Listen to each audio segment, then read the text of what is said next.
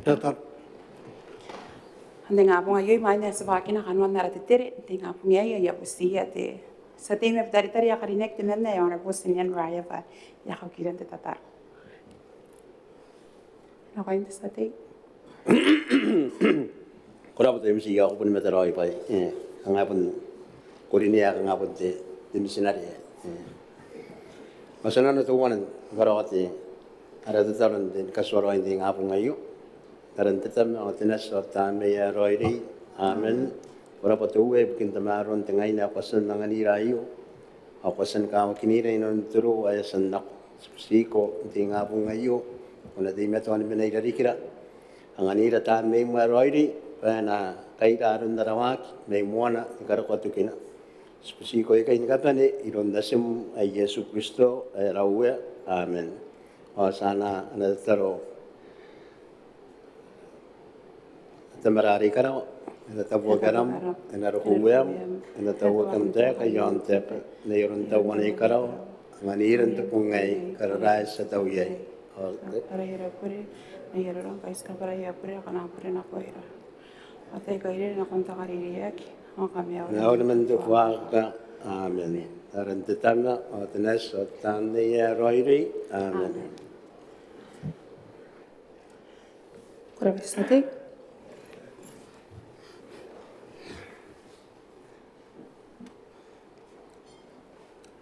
Munwara kante. Sisla ko kaya kaya. Kora pakiraka. Ay man na sana ko na konsisira kami kaya kaya anti nga po ngayo. Ya punta pa katapanan kami awri na ko imil ka peni mo meron na presidents ra ka women. Dilian ta haitara minita ni cabinet stante ni ka peni. Ay kain na pera ki pesa ki apus a ngorante nga po ngayo. Panaw hari ko sa mga na makuro mayana kain na piste speaker. Kain de peon mayana ay pun kain mayana ka peni. Kan peni meron nga po ngayo. Mana sa ka isikan kauringira tante pasta. Sa silence sa tarepon, yang niya ko na ring nakuroy kanwan narawakin ti nga po ngayo. Sana ko narasirak me kaya. Temo sisirak na rata bepa neveni. Metara na tabaka kiron te sa ti temena me meme del ganda kaitara ya honor po se Syria lambo na ko yung te sa ti. Kora paspika. Maine kana ko te kan no sira kai bonte reitan te panan ka meuri no koidan ka ben inte meron te tangai nei an ko yeta no ora sina ben man meuri awai te kan au sira yo kora te be yang ai bukin rota kin kiribes mente buaka arewa ki merena ne Amerika o Iran eta ko te tau te ka pa ye na rapata esen ka te ia ibukin nangwan ka ngangan rota kin kiribes en mi inte buaka Eu conheço versões que tirei metendo mania para o poder nome tá. Para tirar na hora que tira para ter e a sen vini. E porque inte tokuan kaanganga na koni kiribes en minta puakai. Korapa te speak. Korapa te sati en que haga misra que yo ronde presidents His Excellency Tanis Mamau. En ako de presidents. Korapa te Madam Speaker sa. Teisina manani ka mauria ke santi pa kami na iterati. Tita te kaita rasa nara uwe akam nara bin mauri. Awai ka kanas anas sirag ti sati te mana me yapnan ar punti akarinek at tita na bin te kaita. Te sabai din ka kanas sirag ti sati yari ni ay kukurin kongo. Te mana pa yu pa cerapata are katsek irong te kapinis pa tapena. Pa enatareya pa anaki rotak me uroin te kiripas te kanganga. Are eri ki merenan na pente Middle East. Apun wakin ka era Korapa te presidents bukan am sirak te mantai te sati. Korapa te speaker. Tawai te pai erikin John Nabe rota kin kai John Nabe te ran kaanganga ke ai rekire ke mete to te tu pakai to wana pun te rota kin te to mai sin te pa are kunang kai ndeke na kon swaspagi na ko ya tan ka popa are ya wari ken kai mai sinte pa minte to wakin kai te buak ya be ira ki dai ka sen ko roi be ire ibukin kanga ka tararwan roi to mai sin ne ya pa ki to te ena ki rota ki te mo sisiraki po kan te siraki na kon te tautea ka pa te ngai ye ana tona bebeire te cabinet ke to ana te kanona na wa ki te terapate ye senivene ena tareia pas sinaki roi rota sina rota ki ngai dan te naron te warire ke te pangka ye kona kai ere ken tai kai min te poka ke sinaki rota ki tera na kona pusia te presence kana kona sika me tata kai kangai is ake te tera te bebeire sen sina kon kai te tai ai mo Korabate sate, the Perestens. Era pati bukan sirak ay ko ikuren ko pa aring ke pundi kita kanga the Middle East or punya ada task force ada ya kamen katia kina ban kamen katia kita wantai na ban ke wanti kita kanga the Middle East ay musira wa tutan ang kanga mga roidi ang kai yasan ma task ro kita cabinet yasan de itana ko asan meeting e punchi ti sakor pun kita cabinet ay kai nangan dan relevant ministries asan kawin kai ya kataratar ada pun tuai dota kina petepa kanga te kanta ni kai to tatarar na continue na makai na mangkai na kinota kita pa apa ada bisnis itu koel ya kamen katau ya katau na pa tera to ministry concern to koel la kamen ta katau na ba na kun ta kanga ya kanga sto kai ara kanta ni ngai yon ko kanga te kanta ni ngai to kun yon ko mai nam to kiti tibuak ken karike kitiroi makana yak ente tai ai mo ake ta tinu wana makai na mangkai na kol nau ake rota kin mo kitibas ta mi tinu wana makai na ya tara kan de pat tera mena na ri tau ba ni to komit na san katabek ba tapena ana ri pos na kon ta cabinet mien kanga ayo kukune ya tanda pa kauna pareng kai ya pena benda di takna sinanu tapo ke kanga asan terane papai de kanga asan ben koro in kai ni smai kai pare ngamu si tia ka kena te terota ki ki ari ki te terota nam mera pati bukan sir Korabate Perestens. Bukan Srak sate. Rabate speaker rabate presence nano na ake takanganga te nuana kon nawa te na makaina kan toy mina tawanen kan ne toy nang kan ngorana pete tuputan nameta pate terang kan neron terate te ngane ya ke te pare nang iroko ke toy warire ke te atawane na siguro tau te aka sika kawa kere esen no panante te panando rome ke si taka sakantani nga pana ke to te tukuri ki to te takanganga re na nang burake yumin te tayan te to wana na pero takinte terate te na pe to ngai rana pe pere kiribes kanga te wairmen rokon te nan kai buke pai kai asen karawon tere tanda pe ka wai kai terai kana ana rota ke te na pe o ngai re bukin kai na wan te mara ki mai sinanu kona si sirak pa ena ye ana wa ki te terapate ki to ana bere tau te ana tere ya pe na punna ki na perota ki aron ro kon tera tena na mara ke aki ana ka kaina no ki ya kain ki bes mai sinanu tai bukin te terate wairmen te ta kai buken ro ke ta pun ro ta ki na be kai te tera aron to muni ki jana be na kente kanan te ta te pai nora ki bukin tena na ro ka te fertilizer ya kan wan ne petera kan ami ne pete te bukai to si ai ne pete ya kan ngora te potan na meta ba a ngora te tenan ro men o yo ngai da suar atawan ne ka kawa kan ko ne ben bu kapara te beresensi bukin ti amaraki wara kai taran ti amaraki i te to na makaina dai kai to ne menda ya na ke ta kan ne pe ye to karo ko te kin te buaka to mina ri korap Korabate sate. Perestens. era pati anda si era bukan sirak te sati akan ni be mam temen na kata au kaya kali te montai sakit no wana makai na pati nanu nang kai turai te na makai nai te epiri te na makai nai epiri mei tun turai nakon nakas ngai ta bunda es kabarate kanga te kanta ni nakon nakas ane ave nang kai kanga bebai de Ada silakan dari mana terakan ibukin kangangan rokon te kaibuk. Akan nila pa kanuan te tapin te task force are. Ani na tara yana pa ibukin taran bawan mamanan kako ke ako na ban rotak te kangangan te bukai. Na itaw ba antay na mo ang kay akanga ake te kangangan lorak pa ne kawan kaibuk ke kana ponda. Ati metuan bus, metuakan ya bundang di kita kan bubur takanganga, yes, anak orang dua tak nak ya mau kaya kangen, rosi memanangan usin kayu kayak anak orang karo koi kaku, ya anak pada anak kiri bas, harap.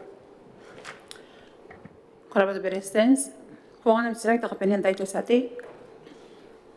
Koraba de speaker, kanito pun de takapenen de siraki. Bukan desiraki bukin to ruta kini terari kita bewa to ikan ne mo yarang te biya yang ayai te potan no meta on kanere nikiran kanni to de tenan arun te meo pare ngai ye na konan mga ruta riki te pon te meo ta tera ye te ananga tau te kan kai pun kura-kura kai takanga kai nikirakin pon te meo patawe kan tan ngak pangkana to apun ti meton ro ka ko to na pun pen ye na pero takin pun te pa me ta ka ko na kun tai ai kai to pun tai kai pamin na pete pa kai tawane na ye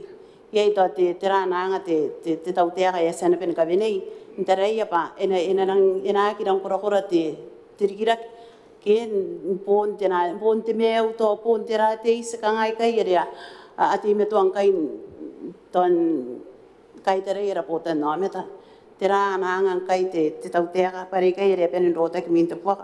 ana esen kavinen tera yana pa na ki rota ki tau te pen ang kakawak pa ana karawak na no ya pa ya pun te po kai wa ki me ana ki rota ki me ana ya kona ni popo ki te presencio ne te yo Korapa Berestens. Rapat ibu kan dikan sirak yang ataperan pun tapin te tau ter. Naroon na konan atake, konan niya itanan ibubuk, tanan subsidies, ika konan bukan meaw, sibutan namin, dan tareya pa nakirang indak, puan ti meaw, wan tapin ti tautek. Kana ti tarakan puan ti meaw, konan tareya tautek pa affordable, ke ako na ti putan namin, tan kun kahit tara, ti tarakan meaw ay ki bubura, anya pun konan da, kariya kaki, kana ya pun tarag pa ya pun nang bubura, dikin na ko nanti kan jalan buat kai kakak di naik abubur, amda amdaya, ane kan dia ko nanti tahu teh kan dinak, itu dari sekolah naran apa teh, ya ko nanti subsidize, ya ko nang ane ibu suku poin teh mewa,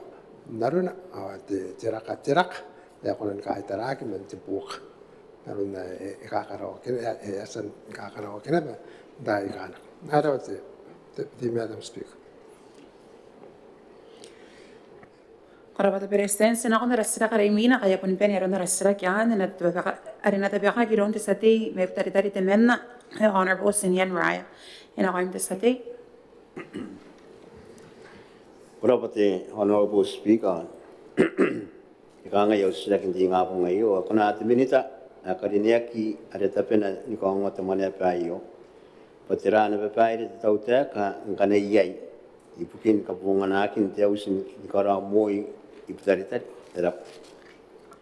Koraba sati na kaya kam sila kayo iron te minita ibukin te pota kin makuri ibukin kanevia pe business koraba yo apo post honorable tangar kirete ina ko te minita. Koraba te speaker karinya ka kangen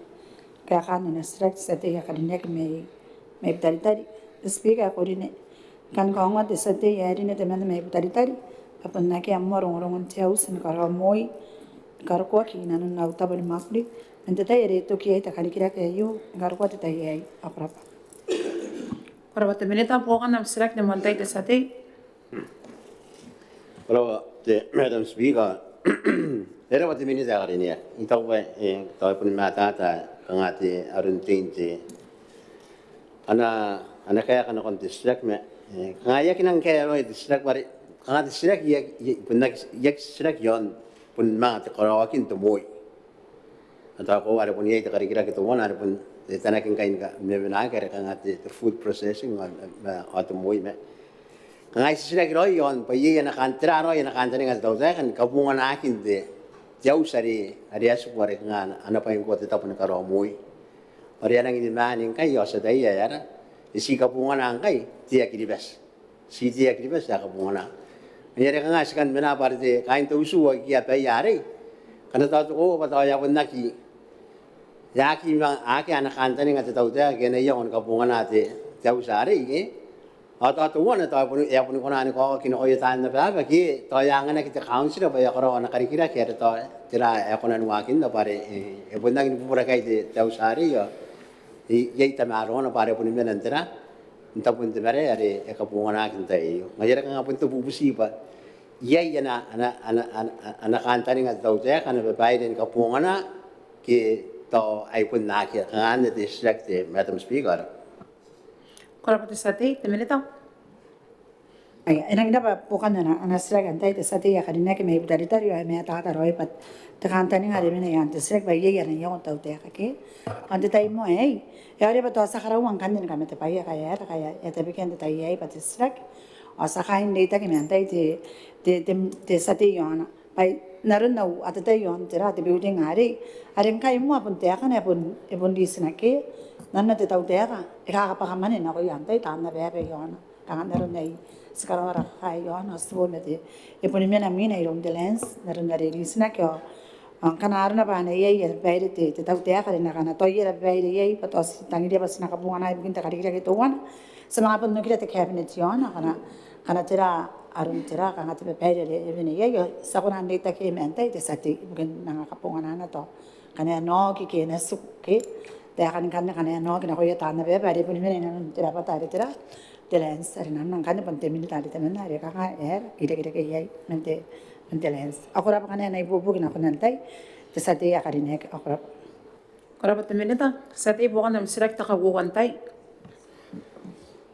Koraba Madam Speaker, ibu buk pa yari pun panaro itu ini sebenarnya ya pun nangin mata atau ibu buk kena anara hati ana maruru. Nasi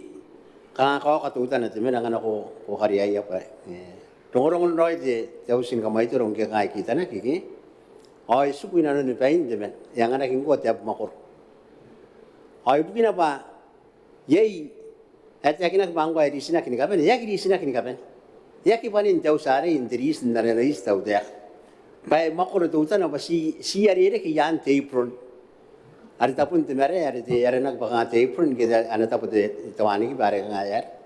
Karena ia pasin saya ya mengarai dak ya menganak oke ya. Ngayon yaki panin. Ngayon gimana tiap makorong ko yai. Ya kakapaka ko diri tiap makorong. Pun pakari don tahu dia kapun kapakane pa tiap makor. Ya menganak ko tiap makor pa ya di funct tiap makor oke. Ayon yang mina di PKya. Di PKya makakapakane pa diri sa. Angan ya tu yaki papa ngan diri sa re. Adi ni kinan tiap ari iti ye itra. Jauh sini kamu itu. Jadi tak pusing nak tahu saya apa Tahu saya tahu pun di mana tu diri sana pun diri sini nak ingkai. Mana yang di mana tu orang pakai tu suayu, mulia kita pare. Ya keparin nak kau ya tu, kang aja pare ada tu ya itu men. Pasti mak orang ada men ada kan tu pun kaya nak pusing ya tahu saya pare. Tahu kau ingkai yang mana tu begitu. Mangan ori hari, pangan pun tu kau orang pun ya ini kita tiap hari ya diri sini ada tu ya itu jauh sayu. Sabu busi panaya tanda pa patira ngero no pa mga nora kaya di mga kapakagpa yasa yung kapakaking ko at tuwita punti nga ari tinan nerwiyas ari akidirek ang kan mga yasu kuna pa kan mentita yari ya akere king kan pa yanta kanda ni ngeta ko bayar diri sinakiki ngayon tayo busi na di minit antara ante the lens pa tayo kain ni popo kirigin mga nori ay na pati Madam Speaker. Korapati sati, temelita. Korapati tera te speaker ay inang karapati antay te sati ya karina ke me tari pasti mo me tata roy te payar inanun na roy nanun te strake ay pa te kantani nga roy inanun na kanga puni bukia ta na bebe pa ya nan narun ya kana tata yaki punti me to angon dere ke te tera kanga te rents in the building ay mayroon tiap makor mga te bikaya o kita te bikaya o tiap makor ang kaya katokaki pun tim itu tera tiris ni papa ka menanna ya ki panin tiris basi isi ka baka kere e kapuana ki ron tera te pot sa authority kana esa aura ka ka ho ai ya ba ari mo be distracting kai ai narna ibon te ki nana ta yakpun kamento ki tera te puro ro eri meren ta makuro mete PKL angkeiro ka pun nakerong rongon te kan te building ai nanon tera te ministry eri mena ai mangkaya ya da bakak ba distract ai hakita ka sa mga dinanana to ay ita ke me minita ke yai de naran to minita de intelligence at minita de communication asa sa kaya angan naron te tapakin kang naron tira te tabi kare itabi ken tay ay antay te sati kana aruna pa enay po asa mga pun nagiri ay korap Karabat minita. Sati. Ora pa madam siya nang ina pa minute ka rin yak to pa to pa nan kangate takantari ngai pare arti ngai yei iti me to no ya tinanda kainte to su wari ayata pa ta bundan kangan kantari ngai pa na puni yei to tan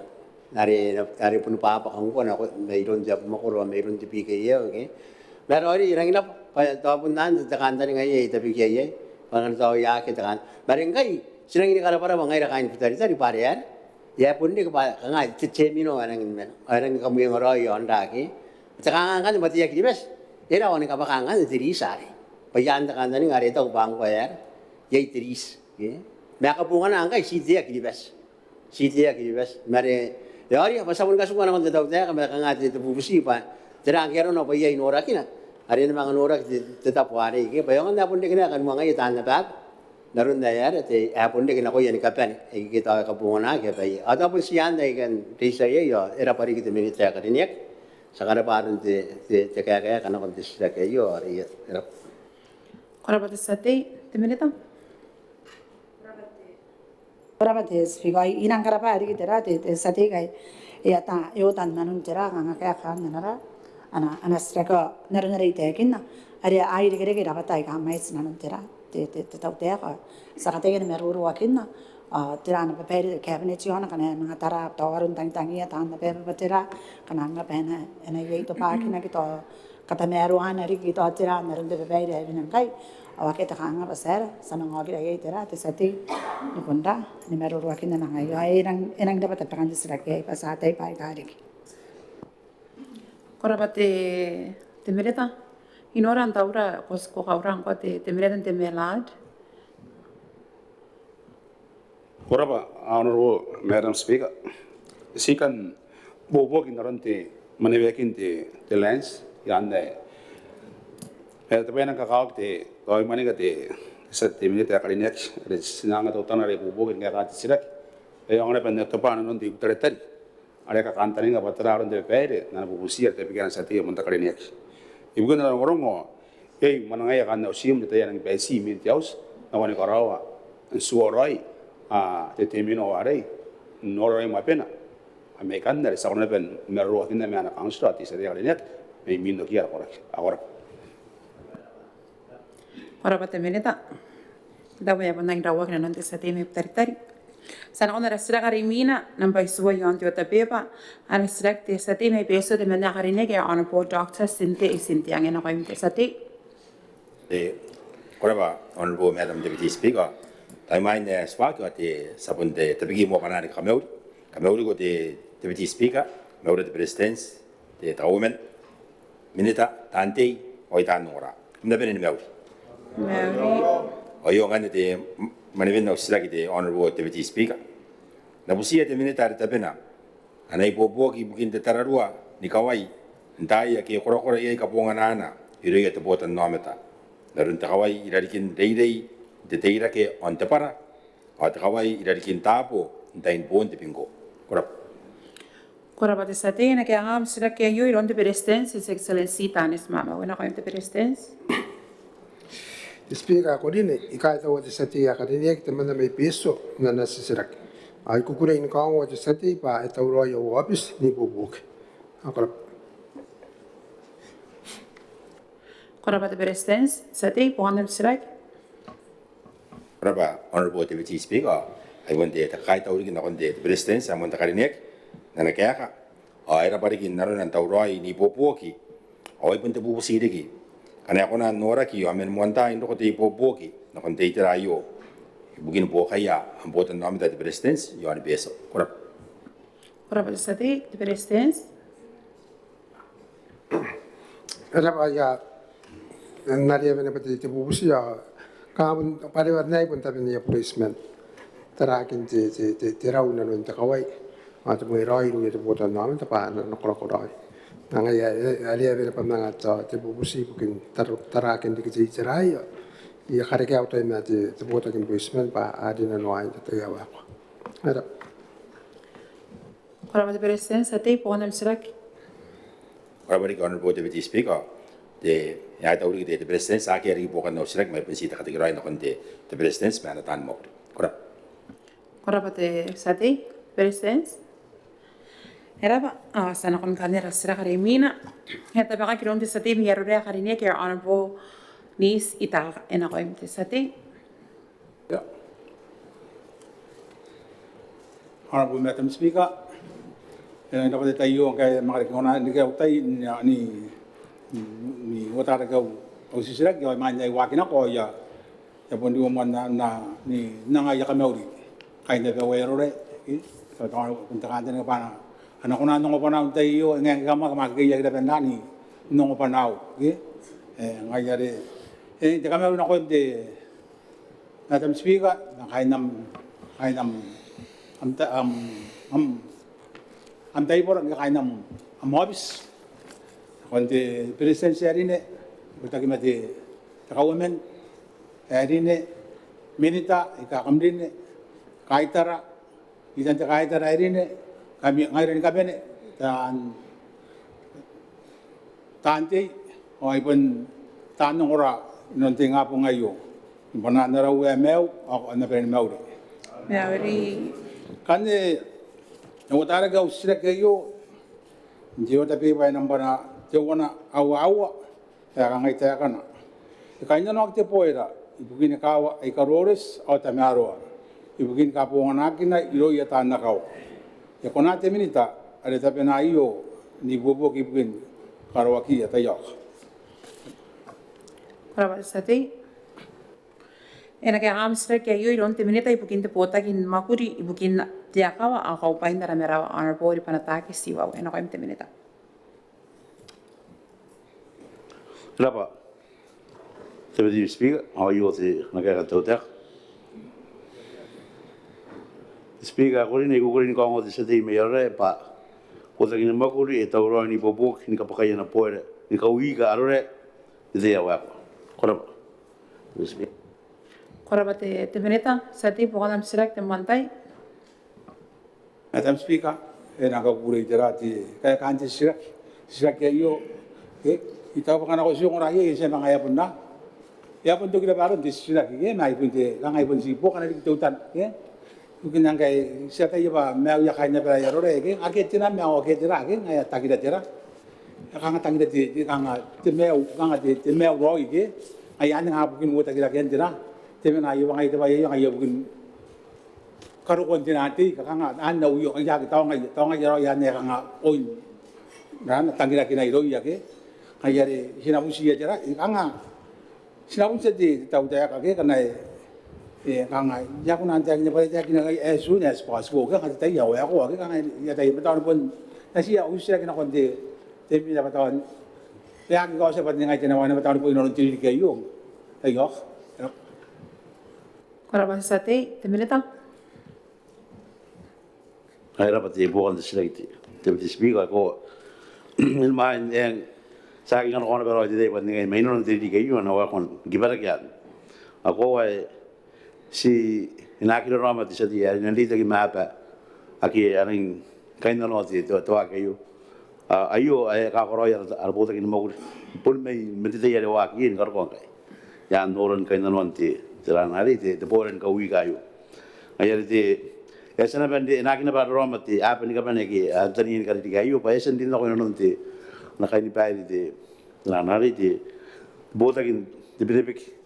ari bukin te tanian te meu bitakin kanuan bong paio to wana te tuakin karikira kaya nasima tuarun karawana ibukin te tanian te mea ono ko yara podo no abdan kaya ngana ete pen kekera ke korakoran te tan ari te pitakin bong ari na roda na bati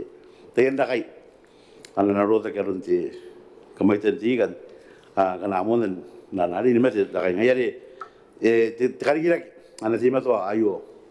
te beti speak agar kang iba te payas no akon kai stack na pasno akon kiberia pasno akon no na morte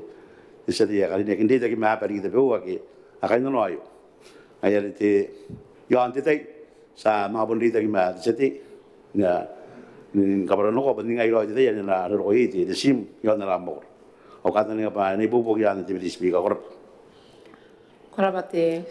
te mereta sati. Ya pun tahu kena orang, ya kena ya kaya nak kau eroi, akan dia kata bana ngake tera, tena kau ni dia bawa nak kau tahu ikara roh, kita betul kena habis nak, ayah nak pun kau tera, ya kan tera, dia yang pun kau bayar kaya nani,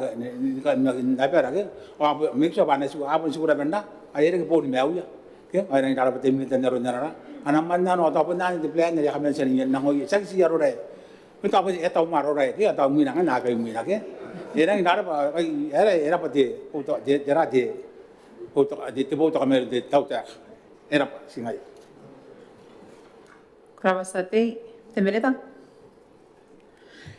Rapa, egon bene ronda rastra kian, era war ronda sate mi garore, se no ronda rastra garimina na tabaka ki ronte te lirenda kaitara, sate me meme tes honorable tesi area lembo ne na kai te sate. Aba the speaker away te kan of sisrak. Ati me to kan kiripesin rota kin kan ponte meu. Ara ka pon namarak. Era ka ponte pa. Era ka ponteis. Era ka takanto. Ara ka tayen ro awa mai sirik. Na puseta utera. Patera ya sen ko roy ang kai ka bibiti ponte meu na ko yara pote nometo. Rapa. Korabasate ena ka hamstre ka yuro nta komen presidents re ponte mineta na be nte bota ki na makuri bukin te mani ave peilen karikira ke honorable doctor to weto aso ena ko imte to komen presidents. Repana selekte man sedi yarnek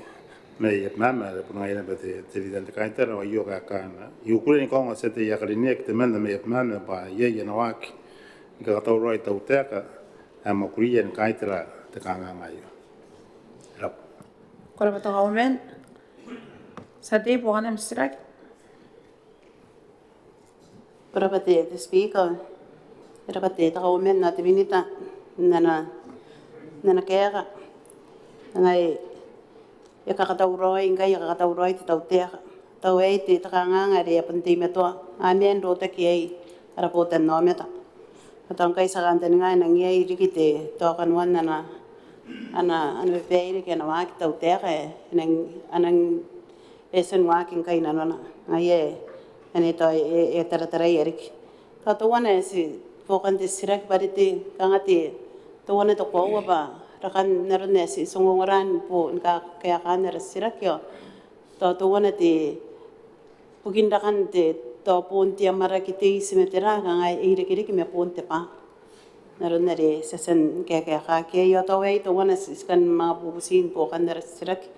yon te terei parengai kangai swai dan kir ka ki ponte pa sa tai pa to ko le sen nanga na tiviten no konte tau te ka wote million e nanga ana yang te tau te kan ton darari ki terei pa yori nere ena warire ki ponna na pa to ko po kan nei te yo Korabata sate kya ka kin te sira kita government. Rapa bukan di stek ako ta ba ka oge sta budien tak den poda nam tak di besa pare ni bare te ba rota ke ki di besa di buin tera kan pa ni ke na ba ga ri kin to na do ba rota ke ba to na ke ai te ba na ye na ta ke ba ai ke be ga dik an te be ya kon andi ki yo an ra ara kona na ko aga si ke tera na ko ai to te kan ka de di ton to pere ingi ton ka war ke di te kan ata era wada senda de me te beti madam speaker sen ka roi to me go da as man ka to ngai te import levi nge ko ana ngun da te import levi no kon te me bui te taran di cubic meter ngai ma bun ko ke te ka ke no kon na te me mo te taran di cubic meter ke ande te to atau na uringa pa yang kote ada sempun kal kana ga buondera kantukan ka ko me tara no wan kai na pun ko kinar lagi ai kai ke to ban nang bu kata si ale naru na ta teknik ga ke to kin bu kina ke de CIF ke the cost insurance rate ale men de mangin on de FOB on CIF to ban si den ko bara te ka mai ser pun na ri na ke ke pun wore ke te ana rota kini te ada ko nga pun malaria te andai te sadia kalne ga to momori yo ante page ako para kan de pun tare no to te to ako to ko teranga es kuran ko ai es nas ne bu ke nare ida bo ba se pun ta no to pun section on te to ko na pun business ka bene para te bede te ka ko ai no be pun te ka ko ari ga me ma te ra ka bu ke ai are nga kai wa de sang ma ka bo na to wan on te mi la de pun te bu ar me wa ne ta de inventory ai no be pun pain to ta de so agare gere ke na te ka ngai ka re ke me ita ba ko wa ke na pun de ba de yang kan anu orang pun dua tak kena benda ngai jaga aku ada yang ini karena ini buku kemat ya Karabat ako ben. Bukan dikam select setting. Tapi na speaker ada pati takawamen de anu peri tau te ka benak mo karakai to tenan anak kari kemana kan tuan anak ni popok ere ngai ere pun te meto te rota kian narun kai te ponte meu atau era papa to ena kira-kira ena sukunaro na me kanga te pai ya katayen nika kaya po kaya pa ikunan ena kuna tikin tekian atau sikyo kira te akan te pa te speak aware to ai to na tiang to enang ena rang meta tariki arun te popo kyo ero sine peiteran kapene atau ye ere pun ye na ngate tau te ka be ese ton mangkara ori kindara ya pun ena konan tarari ki ani popo ki ante CSO na konte to koyo ke ya pun to kinkai nana taratara te iteran to e iri ki sina pusion te akan te pa ai ngai ya erosina pe itera ka pen ora pa te speak Ora pa te sati. Tomen. oh ada padi bukan disyak aku bare ada CSO ada penerang tu mata utak ngatai poki de naina teni kampana ke to ko war to akiman kala kabun na ira ai product na ke to ko na ponte pa pugina bari esena ke merundera tau te arndi tra yonga ke ngayu punti ai putera kan bo ai ke mente pai ka ti ke onna na seka na kumeto te tau te ke na un pai ka ke mente nei seno ena tra ke mente tra ke ane kana e pondo ki deina ana pote ka bona ke te CSO nari to ena etapo ni sina para kana to ko bo to ko la ko bo ka te BUB ko bo ka te ekilibes e para be ka bona te pa ke ai an kan to ora kan ya bo ka to aben te kan ta nga kan ba na bo ro ne ba ya ba no nende no te BUB to te ekilibes to te shipping ke an kan te pa ya na igure nda kina no ndo sayo te be madam singa ba yenga ite ararita ke me te pengen to nada ada senang kata ini buat ada yang dapat itu tentang itu anda bayi itu teman yang ada the crisis response and the economic recovery program ni ayo itu mai saya kata nak itu mai saya work with the million up to 20 million ada aku nak buat apa enggak ikan kita kangen ada kita anda bayu kita buat Ukraine kita buat the Middle East ke orang teman yang sekolah memang ada nak ya tahu lah itu pengen to anda kan yang anu pengen ora dia inan itu banyak kan ya sesang kan bukan anu tahu sih sesang kan kau tidak saya kan orang untuk ubah itu ubah kan yang ngajar anu ubah pun semai itu masih yung kan ada orang kon tahu ubah itu miran ngapun te formula ya kan 10% of your total portfolio ke mata ada anak portfolio de kilibas itu ada ubah kan anak project dapat nak kon ubah itu pun miran ke minang kaya kalau enggak ai ada 10% of what aku ni benda mau bina temi kan kan mais asyik orang anda busi non do bang ba na poki dan kan anda kalau arun kaide dan kan ai ka sistem ni ana ne boga tero Karabat ako men. Bukan nam sila kita kapinan tayo sati. para de speak era pata kawamen nana ponte te siraki tem pokan de siraki era kanga meta tari kerunte wa ke ne yongoi pa ana ki tana ena ker ka ponte me ena rara pa pun te mga punyong wari kari ya CSO wari. Atau takapenian po kan district. Yay na biyong kuha na po kasabihin na kung the coil. Ari pun pwede tau tiya kan naran nga te non project grant aid. Ay kakabungan ako na pwede tau tiya kan kangan yay tumay sa to irap po nga hari ko nan ni po kinakapuat pa ang kanero na yeri kana pa to coil ay kaya nakapena man yay. Ito ay ito na yesa na ni po kintay kano ko me yesa na ben dere tau tiya ka pa to tirangkay na yung nay. Pesen kabungan ako ay mga to kabungan ante pa ay karikay takan ran kete to ginigilis mesa.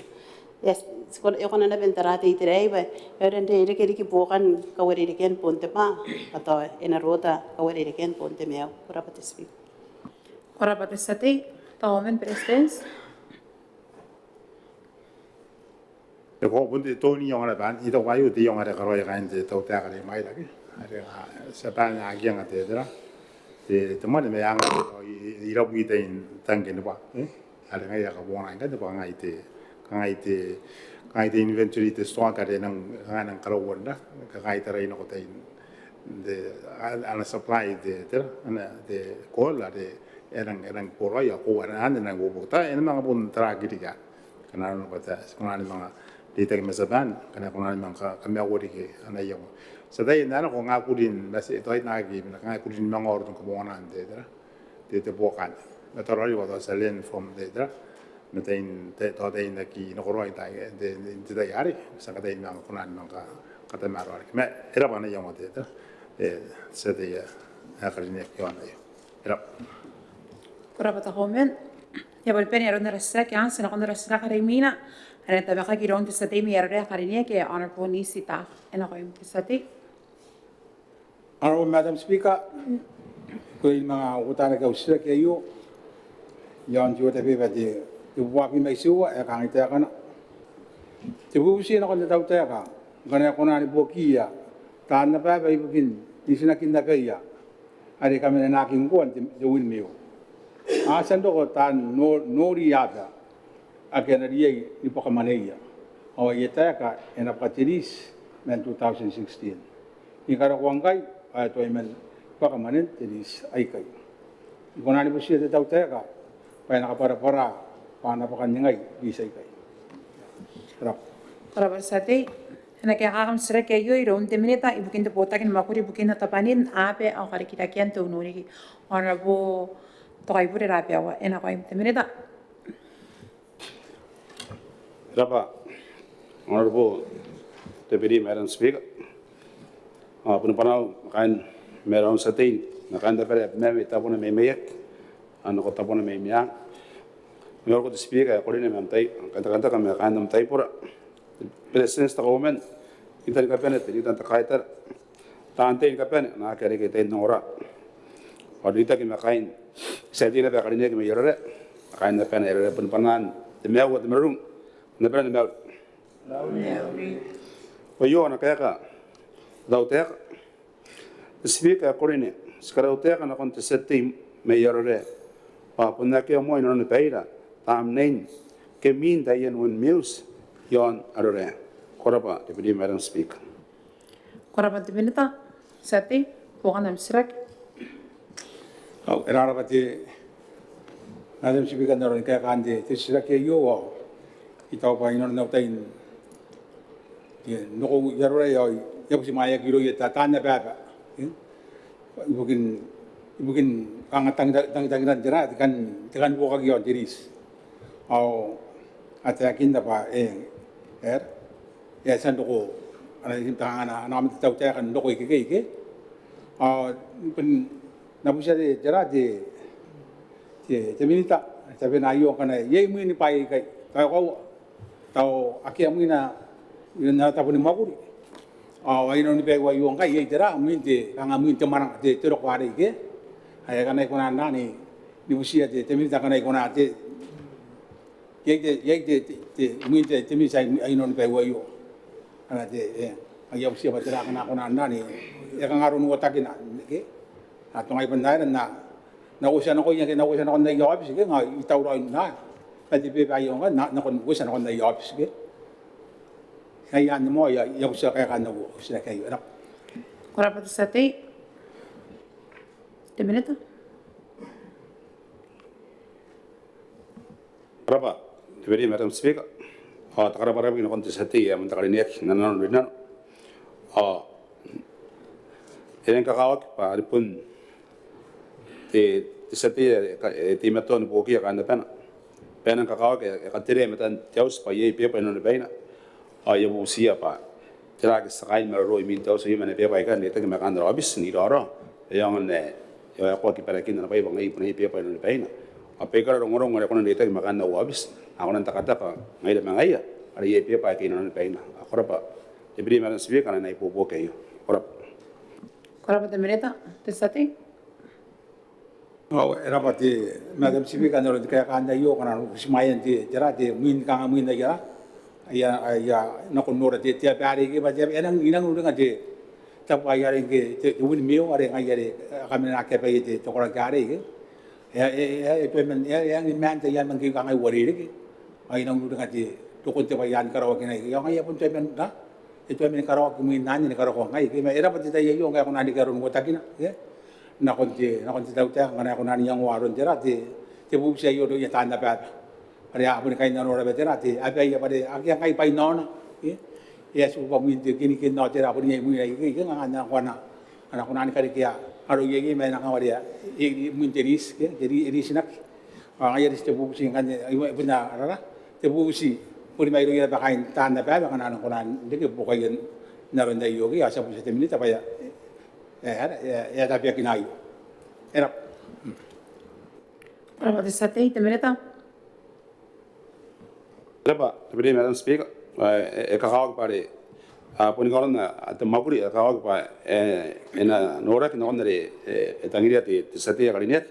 ay bukin tangiran risinakin nata pore ti ye terare, timun mio. Nah, bukin terong-orang ti Madam Speaker kali niat, orang you pun tani yang pun orang tay kengko, untuk tiada kami mana kemenuak, erare. De bayi kanga pun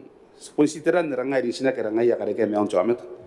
Mai bukan dokon tahu tiak ayo ye temu sinar atau 124. Ali tak kebanyakan orang topa.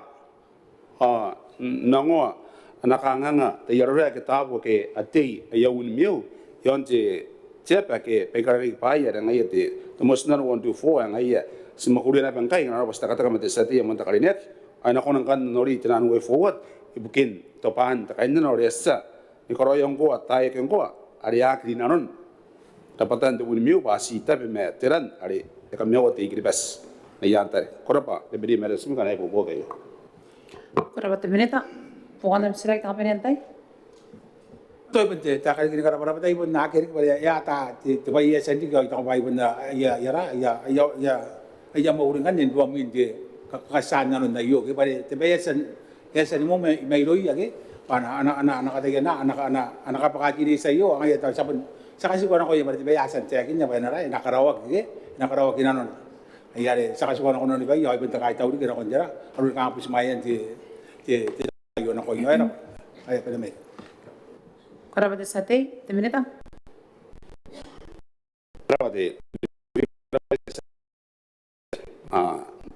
Bukan nasihat yang mendebenda tamaro buki ya kain. Ada hari kita kiri bahasa panin. Tahu kira-kira kena berdepai ya sentekin. Ada pak, asakain dia tak mengaya. Ani popok, tak ni anak pepa ada pepa. Yang dari ini koroi arun tin anak kantani ngati yarbe. Entai kan roh. Aku dapat setiap yang mentak ini. Korap te minute. Ya pun pene aron rasira kian sen on rasira garimina. Nada baka kiron te sati agarinek te mena meli kunau honor pota wani meria. Ina koim te sati. Korapa Madam Deputy Speaker yang main tapi kan ko sisa kayo di tantay na parang kabaw ano ko kan nam tay por presidents to common presidents minita di tantay kaitara tantay ka ben ay morar kan rap makor ri tay na taon city ti panan kabaw kan pero mo ni baw Ya. awayo te kan usisak na busia te tau te ka jara nanga naki rangin rota ki ana poto nameta nana kari pai te poka eriki jono nuka main de Middle East digi on na marke korap Korapati sate na kaya kakam sira kaya yurun ta kami presidents ada pentemini tana pentem pota kini makuri bukin temari apa pilihan kari-kira. Honorable Dr. Dowetu Aswena kami te comment. Era wana selekte sadi temena kalina ke mai kuno wa yo ka kana i go kulen ko ngat sadi temena kalina ke mai kuno pa ye ye na ka ni pare tauta ka ma kuria i bukin kaiteran ta kan pon namara ke ni te kete ke mate boga ale wa kin kai dona nuka mai nuko Middle East era Korapati comment pona select the mantai te sate. Ai karabate te comment presidents na naron na nakaya. Ang yata ya pun spa bumena bete te silagin te morning abong ngayo mayroon sa tibi mema tiri dan te kaitara kapos sita poro ina bemate te na usa kayo. Me to te bayan na buka te silagay te madam te di speaker yang te sikai tawo te tau te kang kaya rari ye yana ngai to ye yana ra na kaini paide yon da yu me te bubusing kana to ko nan ran ko hosno ko yana anak kain di pihak kan kita orang cerah anak kata nota nak konti itu putan nama dan teror kan ngai narari, naki nangin dek itu cerah di panik kita cerah nak konti itu putan nama yang ngai kan ngata uroi, angan nasionalia di nabi kai dari kiro, yosno kena berun dia, kan akarwan dan itu putan nama cerah to yon ti pa yon ti mark, harus musuh tahu dia kan karena aku nanda benda, ni karawayu. Ibugin na po ito namin. Hirap. Korapati sate ta comment. go sa tang na sidi kalina ke mai ni kuno wa ayo ka bun te gere ke mate sia ka aring i mon ka ka i main ayo na ala to ayo pun senda ka tai gabara no ide ni tera ke sina ka tai ngaro bukin te ka kaunta pa ni ke to bo kana kin te tera kan bo re ke mate ta ka ngai ke kai te the Middle East and get on the Ukraine. I rang siguro na yung wane ka ta kin na pun dia inda. Katong ta kin on kilibas patera na wa kai to pan ta ko abon no te cabinet ta wan ka se karoi. Ke ta si ka te ye ka ro no yo wa ko wa ye ta ka ngai di mai ke be ka na ka ro ba roi na ba yo ba ina ko ni na business ba anangai ka bo na tai wa ye te in. Ka ngan nurra ka ne ka ke ate wa pun kara kai to wan ate ba ye be ka karo ke ka na ate na ka ngan to operate to puran ke to te me to tuan te kang sin sikai tra kai men te ke ke te to tra kan pun te pa o te inda na ya na ko rari pane ka suen men pe sa ka te ida karo te ka ta no na na ade era Korapati comment sate. Ya kai tahu kita comment presidents atau pun nak bukan siak saka sukai narun pen na mate te cabinet korap. Korapati sate ta comment. Sena kamera sira karimina ane tabaga kironte sate mi meme te menna puntilitan ta kaitara honorable sesiri le ampone na kointe sate. Korapati speaker wai te akan ausirak ikonan busia te military te pena kana ako nang nangaray kay po kay kakawan na ramero narono ay kakakokro korapa Korapati sate na kaya kakam sira kaya yun te minita ibukin te pota kini makuri ibukin te akawa kaupain na ramera honorable ri patake siwa wena kointe minita. Kaya ba te sila ki te speaker o yung ano kaya tauter. Te speaker ko rin igugurin te akin na konti sa tita men na may ma'am. Basta roi na aray kay buke. Agiasan ko roi ipor roi. Tiya kawai nun na mero ki bes. Yun tiri kayo o tanga o mero. Koraba te bispe. Korapati minita po kadam sira te mantay te sate. korapati speaker ta sa say roro me te minita iminte tanto punte iminte te nga po ngai nori ana norana pepen po kan te direct up nei te paye inang kanurana bete be bukinte are bunsi kau paira me mero atau te direct pai po kan te direct pai rawang kai buke ka wan mero to antai meia kai buke kai yo atau kangaron te license yang anak kena pun nakawan kaputara ara mero ke aku kuria ke ya tapun nakaw Tawani kana skona ni kusia te vinita te ya kora. Korapa sati te merita. Era pa bukan de sila di deputy speaker. Ako ni kaya kan di tinungo mo ko de sila kan iba bukan di sila te ay kakawang kayo na merok di bes may siya kayo bukai kakaw tinibuwa tabi matuwan man kayo bukai kan tabi matuwan at nan tankers kayo bukai nipa ono bi mau the river carriers tibuwa tabi mawo at nan long lines tibuwa mazenu at nan personas atau orang kan kayo bukai categorize ke karina ki yan others te peikara andeiga kampana ke apa ka akau inu na merongai Korea, the Republic of China, Chinese Taipei, the Philippines, the US, akau yang the PNA yang the Bororo yang the FSMA kan ka akau te aka apa ka akau inu na merongai andei kampana kan Korea Overseas Fisheries Association, Taiwan Tuna Purseine Association, CACMA Spain, EU, the Korea Joint Venture, KFL, KAFL, KTFL, KBBL, the US Treaty, or the FSMA vessels. O kantaring ba enay bubuwag mo, ni kaya ka tiyan sila ka tinunga kan tiraro na kaway ino na mero.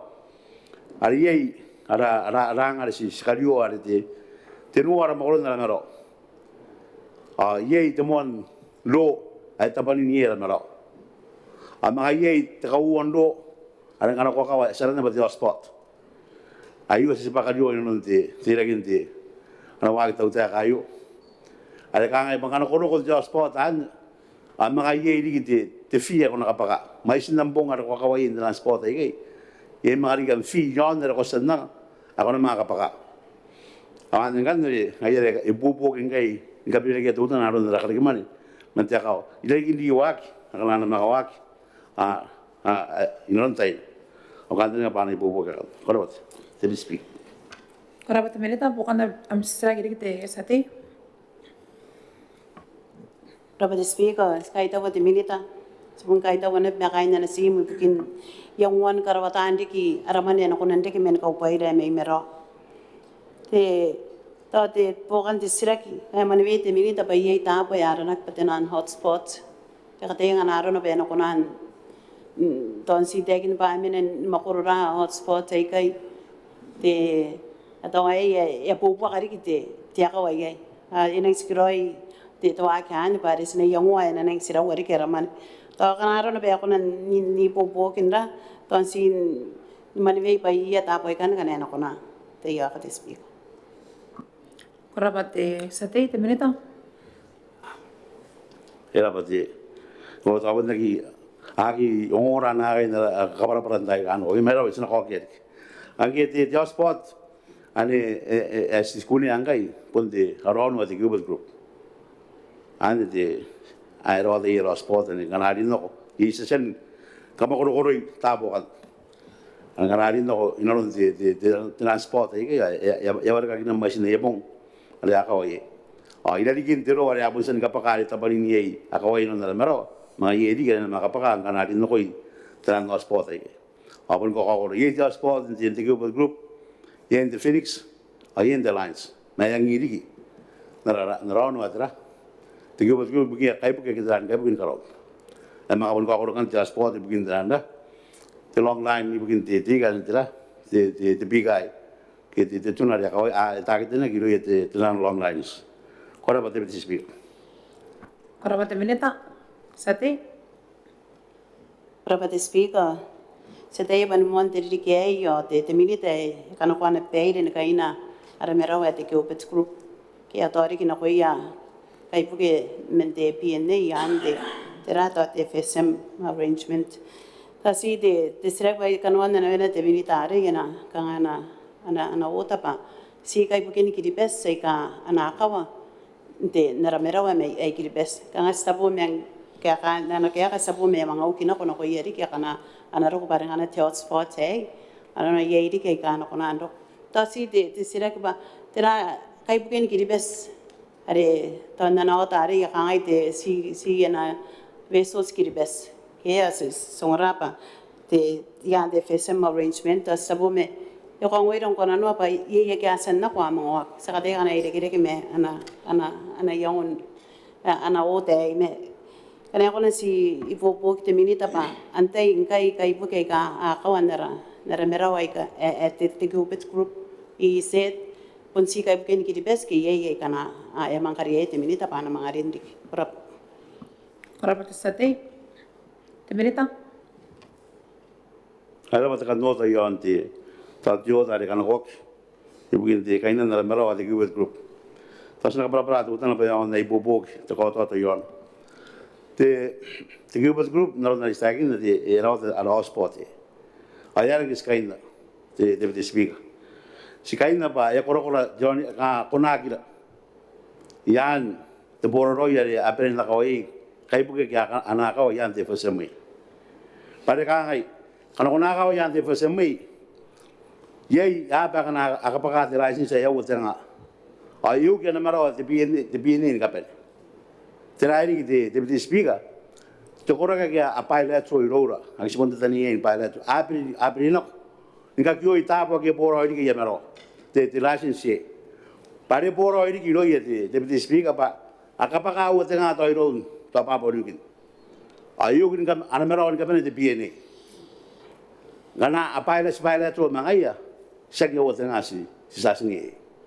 pada kaya orang te biene tengah, ayo itu ya. Aki tani dah anak kon, ninda kon apa tu biene ya kan tuan deh. Anak kon license ya utara.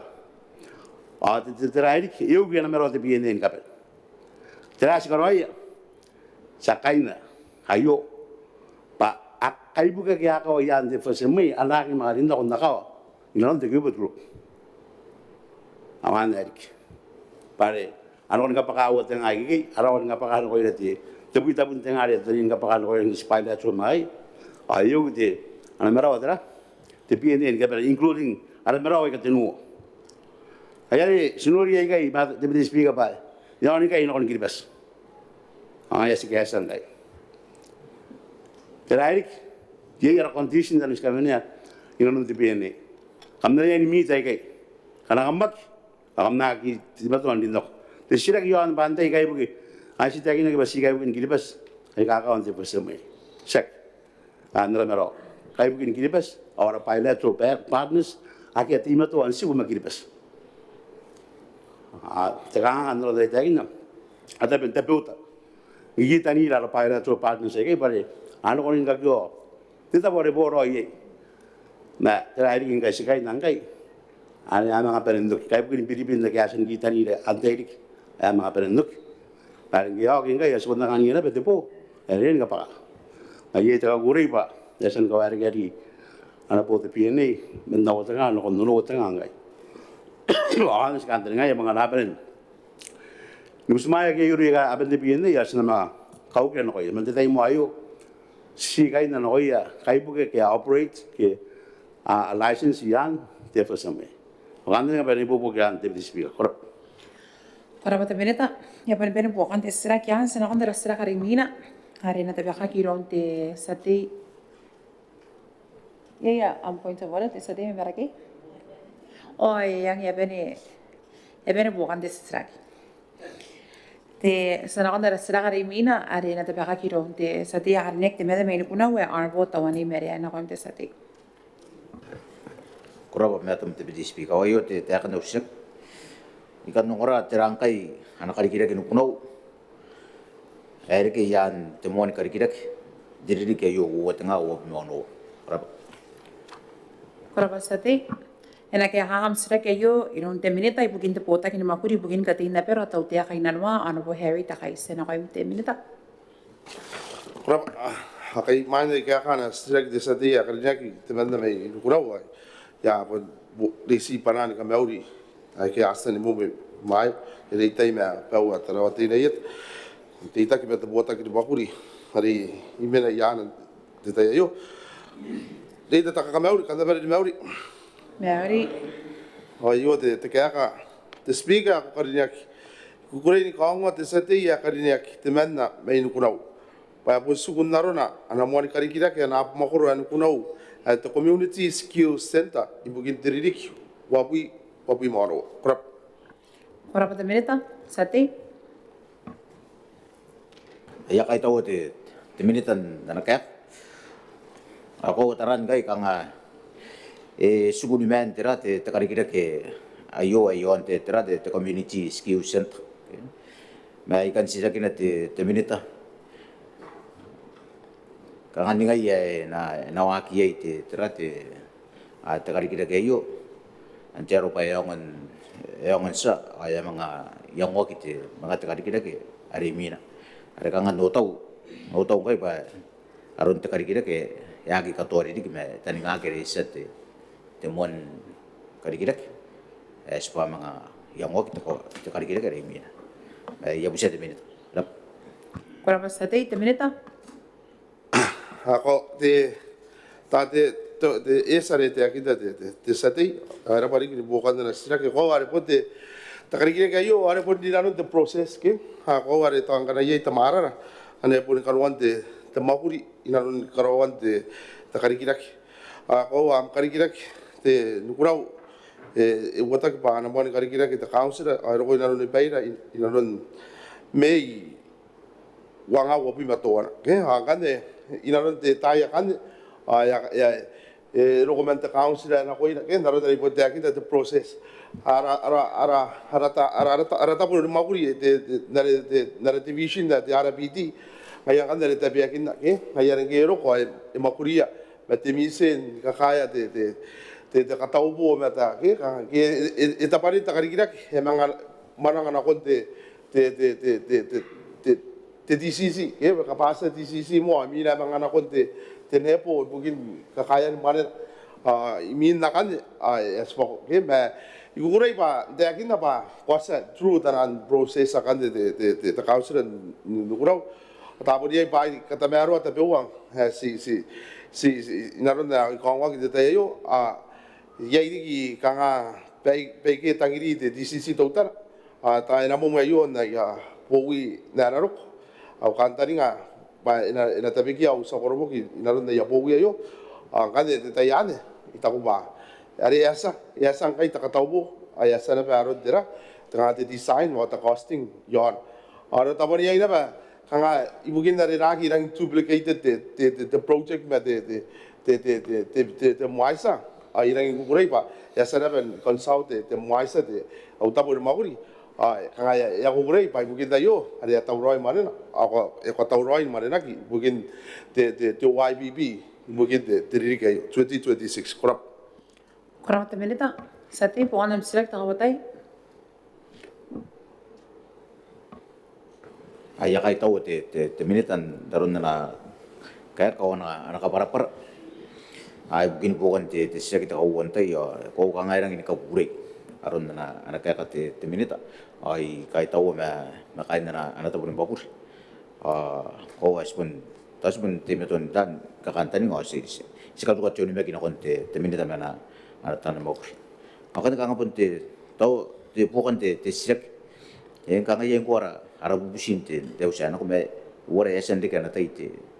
aya me tong ko ka ngana ena no kon kuno ko ngate ginte te kadi kitak kana ko nan mga uring ayo te minute yap Kurang te sati, te minita. era bari bukan na strike te sati mo peta kadi dia may nukuraw te man ako era pa ngai na ba nakaitaw te yo ke ko kaitaw ya ngai apun kaitaw yo tapon kaino tapon mahuri ma tan online ministry ya kana mahuri ma ngai ke pa naken na ya buto na pon ke nagi konan corona ron dare kanta ni ngai te council no kuno ya yarang ka kaitaw i na ya effort ya mahuri kora te tan mahuri te sete atay mo kinam bubusi atay ko rin na ben de kinam ta ko ta aket update mga ro men nam council ke irang kai tau na ben ko ya kai tau te tarik tan jara biti ke ta bondong na banau te yo kaya ki me pari ke ka de sira ki ta ya senda ko na ya inda ko na ben te ya re kangai isan mera asan doki asan apa de kalau karuan dari ko tapi kia ina jauh saya anak irangi kukurai apa ba apun kakaya apa angai ando ina nanti de tayar sasan kiasan komit ina nanti jauh sih de yo ayar pun yang au kakai tahu nak yo tan mahuri apa dia bakutata kanto ame wan de tambahuri karena kurawan de para kaya ina nanti jauh sebaka senaki na barang dikiba ke nga te pegiste akini ya akoro no ya kai tau ya de krap Kalau untuk Benita, Sati, ai punte mana ni kai tau no konte te minita yari tare asa ni kai tau ya no ya na tani mapuri ko wa te skai siri te kai tau no ben ka ba ke no ya ministry sa ke ai bubu ke na pe yon na yu arkan tani ka pa area pun ero kai ka ngai ta ya pun tau roi kai tera te takari ke yo sakan tani ngakan te toi pun te tera te implementation ke toi karawa ke te tera te takari ke yo kana no pa nang mak ke sa kai tau te minita ya kai tau ke minita na tan bo Kuraba te Sati, te Benita. krap era pa kaya raun no de sati ako tai pun nau kai tau ri ngai no ko ya de to kai te muasa ke pa kanga ke te na ni butu de takari ke engange era pa bare tau roi tamare mai kai engange ko initiate ya ham ya te milita ma rang ra bari kam sakorbok na sakorbok ba tau ba ya ga ngai pa ko roi mai kan ma ke ari ke mare na mai kai sakala ko ke orang rara bari ya au kan tare ngai na ke to lokon dayo krap Kuraba te Benita, ya ban peri puakan te sisra ki ansa na kodara sira kare mina re te baka ki rona Sati te pa makoro ya makin te menna kare ne ki honorable Pinto kasa ena ko te Sati.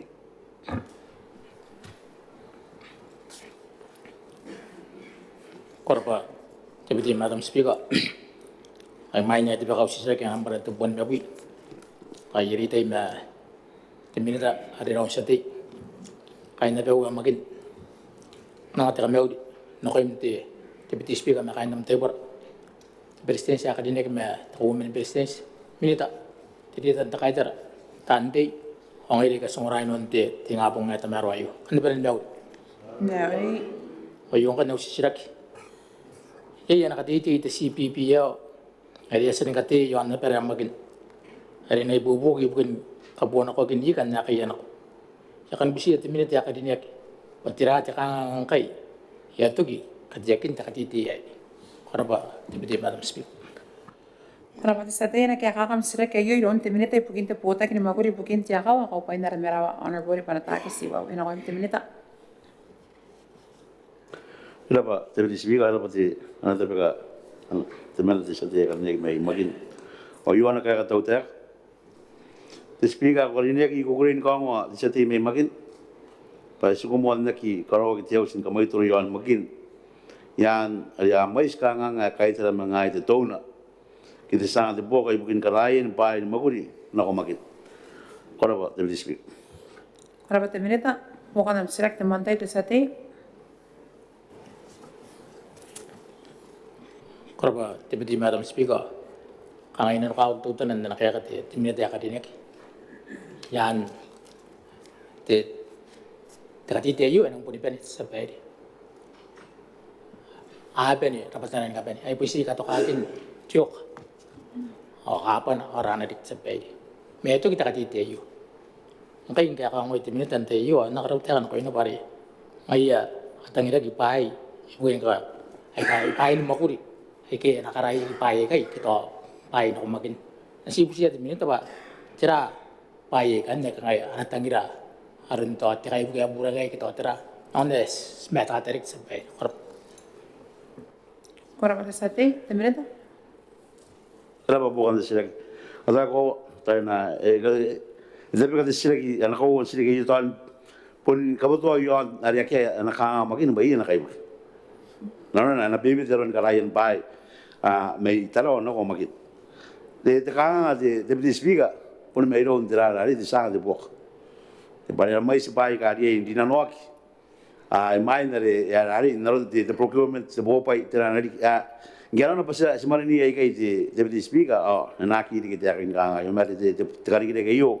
no mari na ki mente foi yo ale pesi ano abis yon samo ai ri pai te pewa ka kan o ki na kuito me tranda ki te mane ka kan o ki no ina atra ki ya ma ko ai ri kai ka te pewa askara uta kan te dire mo ane te pesi ina karo no te sate kan ni me makin ba ina wa ka na kasak di na te ka di yo naron Parian na lesan ibadi ki te bisi ka ko transi ya kan ro no na kan ani yo te sati ya kan nek ye na sim kan te algora kan na mana kan te tela makai na yo ka to mernen mer ono wa merwa de pe paning trai roi ni kiran pai kana na kasak pa yo na wakti karon te kali ki yo na mo sati ya kan nek o kan ne wa ni popo ki ante bisi ka koro Rapat minita, sati. Berapa Deputy Madam Speaker, ilang kahit awurik di minute. Narum na yes roin kutsi roi ti tekangat Deputy Madam Speaker. Ay sa tekangat bukan karaya kin pai. Ay seri. Ada pun iya kayak bukan. Ada tu anak nani bobogin narum karaya kin pai nako magin me orang pesin dapat di minute. Ay kahit awurik kau konsentrakin dapat yang mana nga. Kahit nam sim mobil tapun tidak makai nayo. Noro roi tekadere kian Deputy Madam Speaker. Ada pun tekangat ya pun tu. Atau kangakang ya kaina mo ko maginti kanano ba kayo atau ba ya ben teman kaya kang ngasih na kitrari ti tuwari akaro to mo ya tira ya ben mo teman ya to narin na kabar ti minute ya kadine ginon te yo asta mo metaran ne tapon yei itera de bewa kaya tang lagi ni kaisaki mai to ta kawon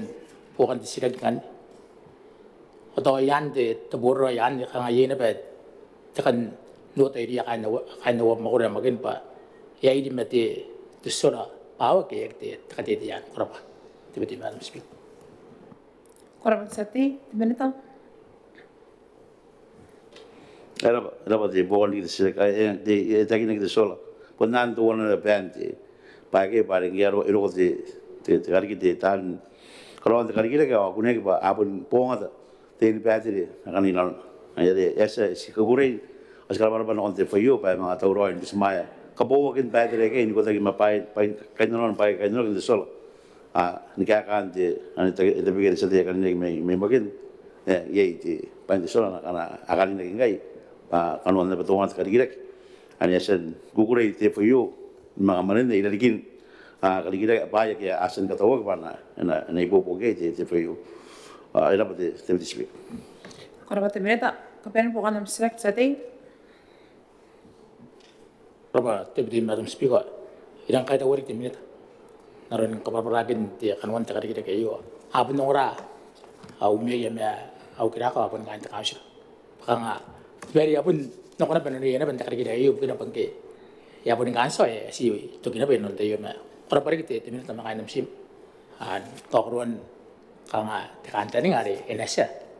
te takati atau agari ko bukan ya pun te takarbar ba ta kaitaw at takati kiro inon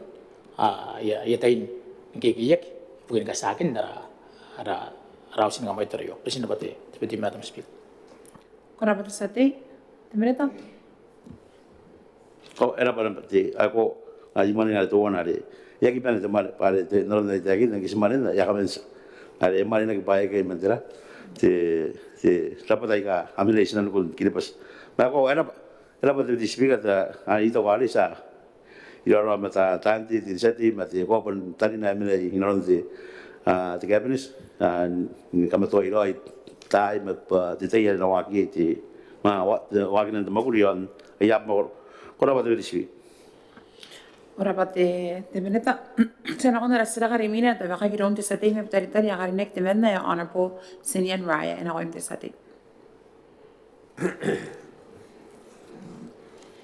Kurapa Madam Speaker ka ngayon Austraki hindi nga po ngayon yai te pupusi ya te pakakin te katupin na uwan mane pene me ngata ipukin muni kakin te kai papa te pampu nda po re on ine yon tari ore pusmaya te tau te kona te minute akadiniaki patera yasen karo kion te pupusi ya yo rap Kora pasate yana kaya kakam sira kayo iron teminita. Ito po takin makuri bukin na tapanin na ape ang karikidakian to ununi ki honor po takay puri rape awa ano kam teminita. Tapa, di Madam Speaker, wayo kaya kan sila temen sati mun benta kalinek may tar yon kaya tau tek. Esta uta pun makuri ni karawa teka katai nuni ka kintiaro ka eta kay papa yang tretari. Ya sana pensi pas pak sharo kai kai na koya kain to community ibukin unikakia korap. Kora teminita sate. Kurapa Madam Speaker, ay naging dapat minute. Itaw pa pun yung nangin yes at yakin na pa yes ang makina kiti. Ya sigara para aramen ara sa umuni kiyon arap mo kurap tatay pa. Yes ang makina kang atiriri yon mga umika kinta kaya yo. O ya kada tinan ka ay kawan mo ay kang ato ay kakawag pa. Ya pun ko nang nangin miyaw roy. Ma ngapon window ya tapi ka ba hari rawat apa nanti terkaum sudah di kang tenan groundland di tenan dah baik ke yang anak ke terkaum sudah pernah cara dua belum tahu tak kang tenan dah pakan itu apa kang terkaum tadi ngai bang karena tahu pun kau nanti ke tahu ronte dan tahu pun mau kulit minit tak karinya kari pun tak kira kari tahu yo kau nanti mau kuliah itu terkaum sudah hari pun tak kau nulis kita apa ke Kita apa nanti terati tenan kamu kur, gimana iron pain terati te kamu sudah. Tapi nak nari kita ingin nuak kita nanti nak nari kita nak pun muni kita teman na ngasa kita itu terkari kira kan dari ngagi karena tahu pun konan korau kira pun extensive bari nggak tahu pun nawa kita tahu dia kayak iri keroi mata kamu sudah uni kita apa kang tenan kamu kur aki kapungan ako kangan neroi takandan nga may yakawin yan akong dimini sa kaliniyak nga yakunanda yakunan mga tarayo ayro Kora pasate teminita. Erapa te Madam Speaker, enang taurai te tabun makuri nora kakawakin ana tapi kate sati man benta kaliniyak noron nari tire roya me atata mandra tabun makuri pa ayya kunan kibarak ke kote roy ya te tabo ke men benta kaunsu da nan kamakor ata ko ayu ponte te mero yai na pero nga kan lens ibukin aron na reita ki meta kaunsu da ibukin kamakor kai ani na kunan na bendin nako ana kan tani ngati tari ino no pongre kai yo yai te manang na pen ko na kamakor ani na kunan roy ni roy pai ibukin ana kan tani ngati tari kora pa te Madam Speaker. Kora teminita sate pokoknya misek talawatai. Kalau Madam Speaker, yang kita buat ini, yang kau kulai itu, yang kena menahan ini tani, kenapa dia yang nasim, pun dia saya, pada pun tak kena ayun untuk kena dari ya nak, itu apa yang ini kau kulai yang ni, kenapa dia yang nasim mana, tahu kalau anak betul ganda, tenan kata betul tahu kiri, anak anak kapungan nak ingat ni, tenan dah baik tenan kamu kuru kita, kena terari kena berbayar tahu tak, kaya tahu bayar, anak anak makinak. Yang asal pun muni akin nakangat te kaya te pampu pa ubun ka kawa Madam Speaker ba inang ni mato lori kina kon darakay kana pun euro ko roin tay na te pampu amon a lifetime ya pun yak kunan nana de tay na kin darakay ya te ito metingi ya metirate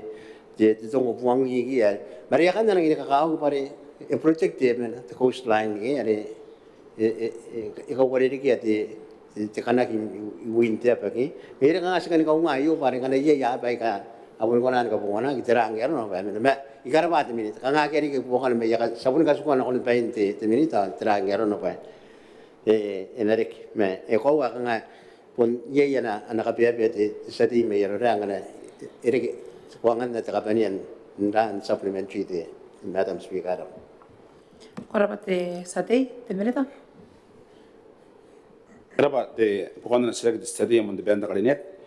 itu apa ada yang penuh ada tahan makuri, itu apa ya ini berarti melalui sesan itu kita betul-betul nukuran sesan nak, atau apa sesan tekinna, si makuri yang kai, ni kalau orang nanti sesan melalui kinna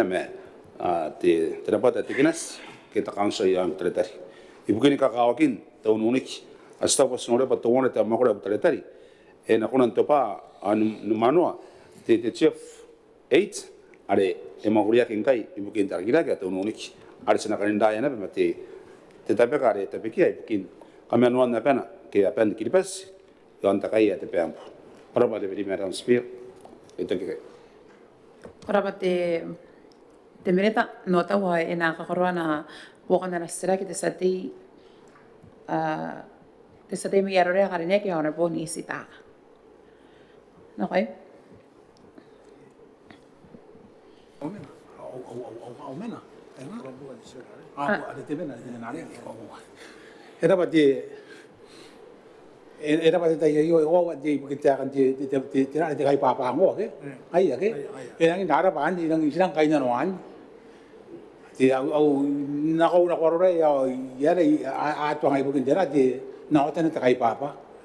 Ba ko pati wayan nang nang tabi nang busmaya kung nang kai nanwagi ro ya kai buki. Saksi kanya ke wero ba kaya kai tamen ra.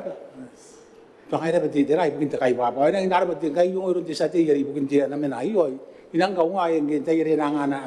mereka. Aku kira kon tay jari, bay inang tagi na jara kosan. Ay inang yung puto ka ana yung odira di sa ti may teteriya kadinya. Pantai ate yang ana pa taw kam kadiya itaw ta ka na karo. Kaya to sa ko na pa nota may ya. Kay bukin na miro no ato ko na container na. Ni kay papa. Ay sen nota nang kay. Ibukin na pa wari, ibukin kay na naman. Pantai ate ko pa taw tay ka di mo taw sila nga ayan ang kakawag ito po nura. Kakawag kaya sipon muni kiya, payag sipon ko nani kaya kiya. Hindi pa rin kaya. Ang siguro sa ti ko kana. Ay na pa. Kaya nang dapat dira di boto di tiyang wayo. Ibu kena di kari kira kiyan dira ti kay papa yon na apen di sa ti yari may butay-tari. So ang nota may yan. Ay nang dapat. Karapat sa ti kasi putokan. Timinita, kaya kana. era ba Deputy Madam Speaker ore karo ki bukin tari ai punena para ara tatan mo kuri anda mo kuri kiribasa panin sekolah neta ke mate TMC ya kira timinita men TMC ya ni kona ni kasu kota ke te kantani ngayo kita kaina no yo bukin apa ya ara pata ngara mo kuri ka ko kuri kiribas ai na ke ya mo kuri to wona na so inukara pana te mato ni mena imwara ke sna kain tau pe me ro yo tai ka no ro bukin do no ni agora ba Deputy Madam Speaker Ora te mereta sera ko dara sera ka mina ka volver bukan dara sera ki ane dara sera ka mina ta pa ka gironde sa te mai kuria karine ke ana po panuera perina ena ko imte sa te White House Speaker ayo sira e karau na no ye te bota nome te ban kiribas party ba na kata maro ata mali na ki maku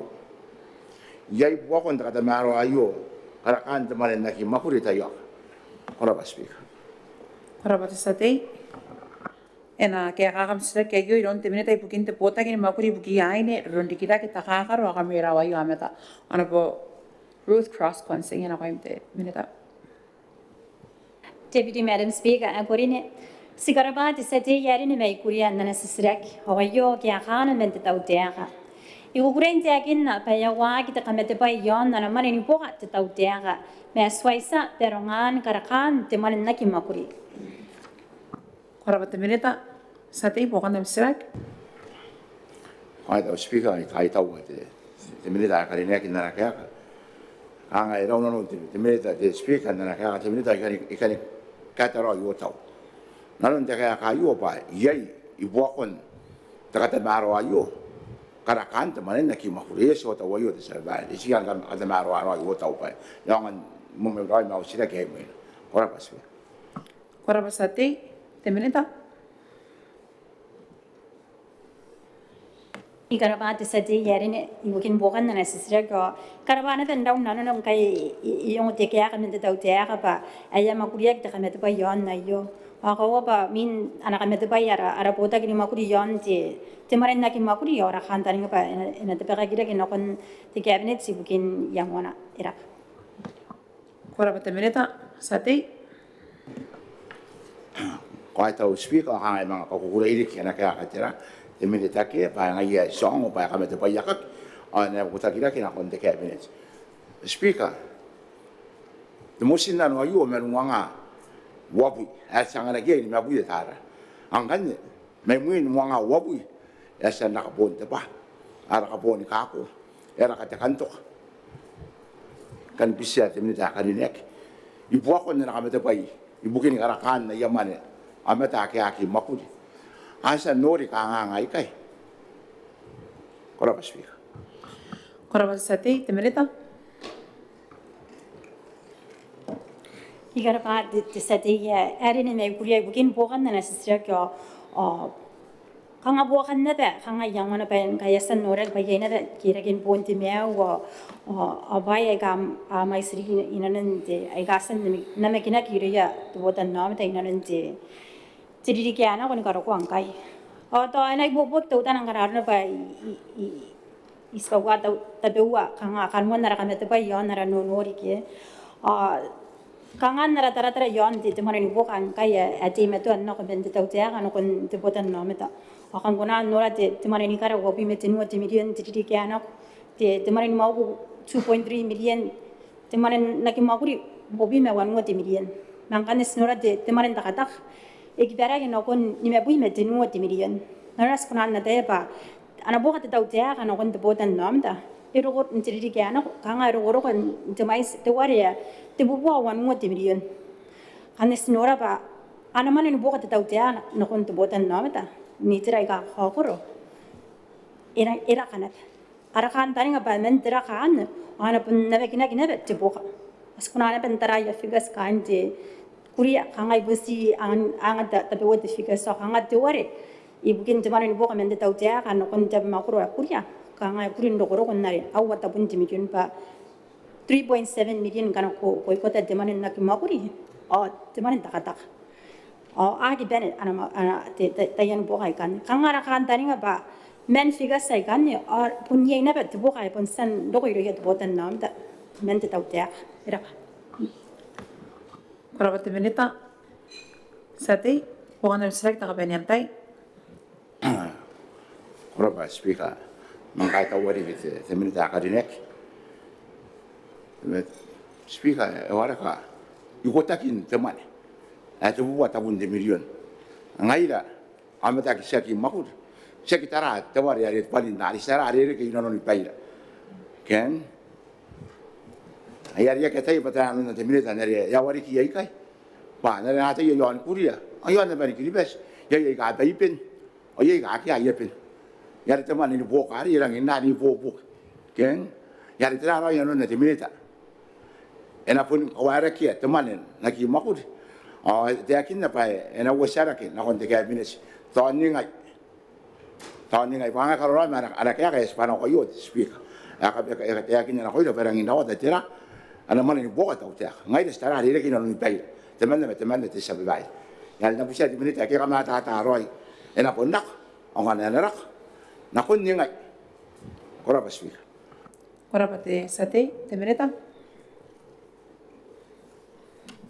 koraba te madam deputy speaker wa kan tani nga pa ari pun sani ke aka ana mon sisrak ibukin magurian ta kamete pai yon te marin na ki maguri da kan tani nga yai bare nga yera nga isi share ki spawari ki tayan niang ta bewa ke kangan ko asa ba mga pun ko ka ara kana ko tara no kon tipo ka re sana ba no ki ta pun te metu ana ba ndike ire ya ke au kan tani nga ba e pun de na ba po kan ayah kan tani nga ameta patot kanga pun takan tani nga patot pun nate pa punye na pa tipo ka apun te metu na pa ni ke rak pare epun san ke rak ino nen tiri ke ana tipo ka are ke ro ya kan na ma ko e ko ware te ke na pa te sate yare a gi bere ni mani te pen es na pa ke ngai ka ngai me pun si kan share te yan fige sa kan pa au kan tani nga darang ni popo ki na atakin te mani ni bo are san de ke na pa iro ya te botan nam ta pesna pa Koraba te merita ya pon pene bukan na rasira kiane sira na rasira karimina. Hale te baka ki ron te arasati ya karinek te merna me makin honorable pinto kasa ena ko imte sati.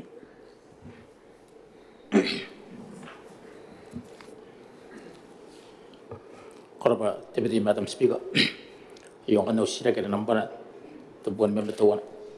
ya kangay tiya kana kanip siya ti military ni pa ako na nore diay na pagjaran kaso trust fund eneri kapati tubuan na pati takabumi na natong man ta kamsira ibugin na nakarikidaki pasin pa Deputy Madam Speaker Ora mate sa tinga na kaya ngakam sila kayo iron ta komen presidenza de ponte minute na bente mani de bota kin makuri bukin te mani abi peiren kari kira kaya po doctor to wet was ena kam ta komen Ngapana sila kita sedih teman nak nek mai makin hoyo ka kana. Ikan kong sedih teman nak nek mai makin pa ni kain is med ICDF Act o tanga o metona o kia mo moneven sipai kam sila men ta ICDF pa na konandi pa te kabur pai kita security collateral ibugin katong mana loans era kora pata komen bukan am sila te mantai te sati kora pari kiti tibiti madam speaker ita tawar kiti komen presence riti militar pai bukan teman ako wen na kaya kang kain te tayo ang apan na kaya maniven na rin ako na kabuhan na gumat terari ti ACTF ibugin takabumit sa bayi. Ti nabusyari ti komen presence kari kangan pun taragin ti ICTF mati to ref kanga akuri si tabo. Ada si tabo na ba ti to ref ako na butak. Nte iyo kanga iya kita ngira pa ina butak ti ICTF kita tamane ntani iya bugia kamsira. Baka na CD ka baka si takapura ba kita kabumit sa bayi. Are karena tahu yang aku nanti orang dia nanti komen prestis, terus lagi dapatan yang kapan ni, atau aposin of itu anak kita tahu tu pun 20%, nak kon bobi 20%, nak kon nanti kapungan lagi dapatan terari, jadi ICDF ayo pak, kangen ini pasti tak kabumi, kangen sakit terari te putakin teman, kangen siri ke pak, kadikian teman dia, hanya siri ke pak ngapain kata betul, ibukin anak dia gitu, terari takam sila ng tayo. Nabu siya rin ako nan kasin nora dia nanya tayo. Korap sa tayo komen. Era bukan de sila ako pada donation takin na ante yu mo ke dra maneven yan de suan kay yan de suan de vina ya manentani ya council ada na kunan kapuana bukan te pangat security bukan tahu mana ke merari ako pa tayo yung ka tamaro ka tahu kana nakarawa kan ay na yang kan tipita kan nakarawa kan te suwa kito yung suwa ang kay ada ngaya de kan teraruarun te takani mana te bumana mente te mana ya manentani ya council ma tanah pun daw de tahu pun temo kurtu wana pun nang pun tangi te kami te boy roy ba de sinauri apa yang kata kita mana kapag kate pa na kawaki ya kain na magoro kita na council ng pinamuro ba na bukin kay kon na yaman ke are na gidingan na karo ko tumu te di ba na karira ke teman ya atakang de kagan ba de teman yu ipen pa ye te makin kana malin makin te buta te kana malin buta te ya beya kana malin na beya ya de kana nang kabine ke ba te kana kabona ke ba te kana na nangwa ai tong mana te tamoran ina ka kana barangan te ya kali ina ka na kain tamoran ta ko ana to apo se ma ya de to pa ka ya de so ka yo pe ka ne kana ka ro ka ma ta ka la yo to ya de regulation ni pana ko ba na ka bona ke te man te ya ne ba te ka de security no na kan tong mana te tamor to na ke ta kamsila o kan ya kan te so ba kan ai se te ka na se di do ina ye kan an por ro ke ba mai sila kita ada portion of the ICTF ana kunan kumona ku te collateral base lare sa uringa panto kinto ba detai are eko bare yan kai de suanga ita bo buta kinto man karo ko ko to punya tiri lare sa uringa mano ko tongo man ngai ai ita ka ngai mai inon te yan da ngan ke soi ko to punya tiri ai na kun buta kita man na ba bare no ai ko ro te por roi bu nam tongo man ana ngia na de am nangware parang kabuang win nam tong mana yang tong mana kamsi dan kita mau rat tong ya de yang kau di yang anda ko atau inon tai de ke nak ada yang ada ni ko ba nak ada ba nak ngan kabuang lagi nanti pa tong mana ai se ta kin dan ngai tante na teman anak mana tani ek di bahasa te ref ngai ngas ngan kabuang apa te dak ni yang ada na nang ada tong mana ngan sekan karo bukan tai kari dak ada pun nomor di anak mana tanya di bahasa apa ni kita belum nanti ayam mana tanya tentang kau sebab hari sebab teman popo ke so ino itu ida batana ma tiang mana kita maru aku batang ibu ni kanon temu aku nanti tu akhirnya kan era korap ta komen bukan am sila ta kawatay te sati Korabate Deputy Madam Speaker, ilang kahit awari kita women presidents. Katawa ko na Nora, hati terayo me, ari sa pangkaskuan ko iya pare. Ako na Nora di na pano ko na karawa kaya anda sa kahit to. Ano to, yeri gipe ka ako na dikin Nora sa kasukuan ko titaw tiya ka ba. Ako na kasin pa nga kanuan ni Mino kung tayo ka. Era pare kita presidents, te women presidents noon. Anak kaya karang tamaro. Kasi agari ko bukan na usira. Korabate sati tawamen. Ngai pun penero na rasira kian kaya raw na rasati. Mimakin no sen kon kan rasira karimina te baka kironte sati ya karinek te meno iptaritari. Honorable Senior Ryan ako yung sati. Honorable Madam Speaker, kangai takan daw sila yon to te pepa api men mau. E kona te minita e karinek in temsia ni kapara roi. Kontera bukina pa aki kona ni ponomi tenan te petit clerks te council and the makor dai ke amananga ke aki ai te clerk era Korabate sati na kaya kakamsira kayo yung timinitan te pota kini makuri bugin katina pero o tau te kay nanwa Honorable Harry Takaisen ako yung Korabate Madam Speaker, why the kaya Speaker, era pa te sati yari ne te pekan te sira kayo ni kaya kanda na sira te sati yari ne atau rayo pota kini makuri di nanwa te bubusi ayo Koraba timirita sati po kandam sira awan si to na po kanate Madam Speaker e ko punte te panan ni karapara pa na kon te minita kariniak naron busmayan te nga te pe ay ngayo at te bubusi na kon te tau ta ka pa ako po ni mimi yari kana kunwara te yan ta tenan council ay apa ni ay tenan te petit clerks ma te pa ya kami mi ngando mga na e mana nga te clerk kaya to te pu yan tara o kita tira ke musra o ke te mena ha ki onumi na onumi ta me awan ka nga ngando pa nga sa pu ma apo ni kawa ye ira patay ke amenen te na ko at te petit clerk basta pu me nang ni meri arun te ayak ko na pa ikang ato taragi pa aki ko na pa ikito taragi Yan sekarang ikan kali ni anak konta tahu dah, apa? Pun tu bubusi. Terang karo na pa ako na upgrade na kita to, ya, ayat tay kita arun na yung makuri, tenan tepeti clank, sentero ari. Kanya po naman nga tikira, ako po nakanta ngayon, pati tepeti clank, kina po noon yung mina. Ngayon ka nga po si bubusi ya, ya karabari kita minita ka niya, narun po smayan tetapi kayo. Korabate sate, timeta.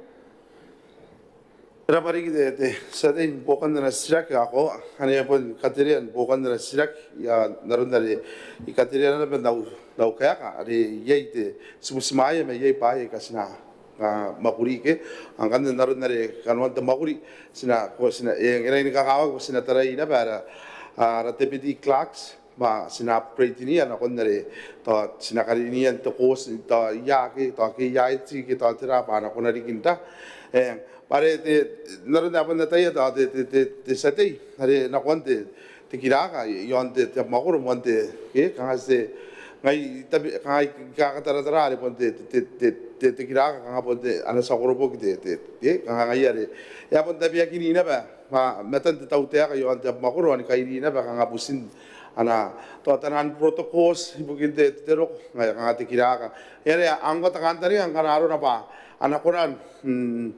tuan nak upgrade te tenang clocks angkan de ena kita kanga me ayo karo mas semaya narun yang kai enda ita ko ayo kanuan te yang kan de paye kana sina koroi ena ki rangin montai me yai te tamakuri sina koroi ta ena yai na bedere pangkai ara kira kan ka peren tanan spell in box na kun tanan na makor sapun karo ko yan tanan tikuri pa sapun tara kanga auxiliars te arun ayam makuri arun tapeya yare sa teranti kuri boast ibu kinda kira ka yo andra arap makuri ay kan tatap men mangin ang kay pon te kuri asa sa makuri mangaye bukit te kira me se idang kanini are te peti clark ya sa kamangoria me ita ko ba narun busin ta makuri inaki nge sinataraya na pe marun te tera are ile kiro yan te tai to wana to wana Takin era yete tamakuri ni kata mearo arik nakon taye kay mar. Korabate meneta. era working on the system me taritari sena konara ara sera karimina and the baka kirona sate ya karinegi me kuria honorable Panuera Perina and on the sate. Kora balik speaker ayo silaki e tau te aio bana kata maroa ai mane kar no tai ka ni kuria ana na io bana kara kaki ai mane kar ningai ana kara kaki ai mane kar tai yo Kora balik sate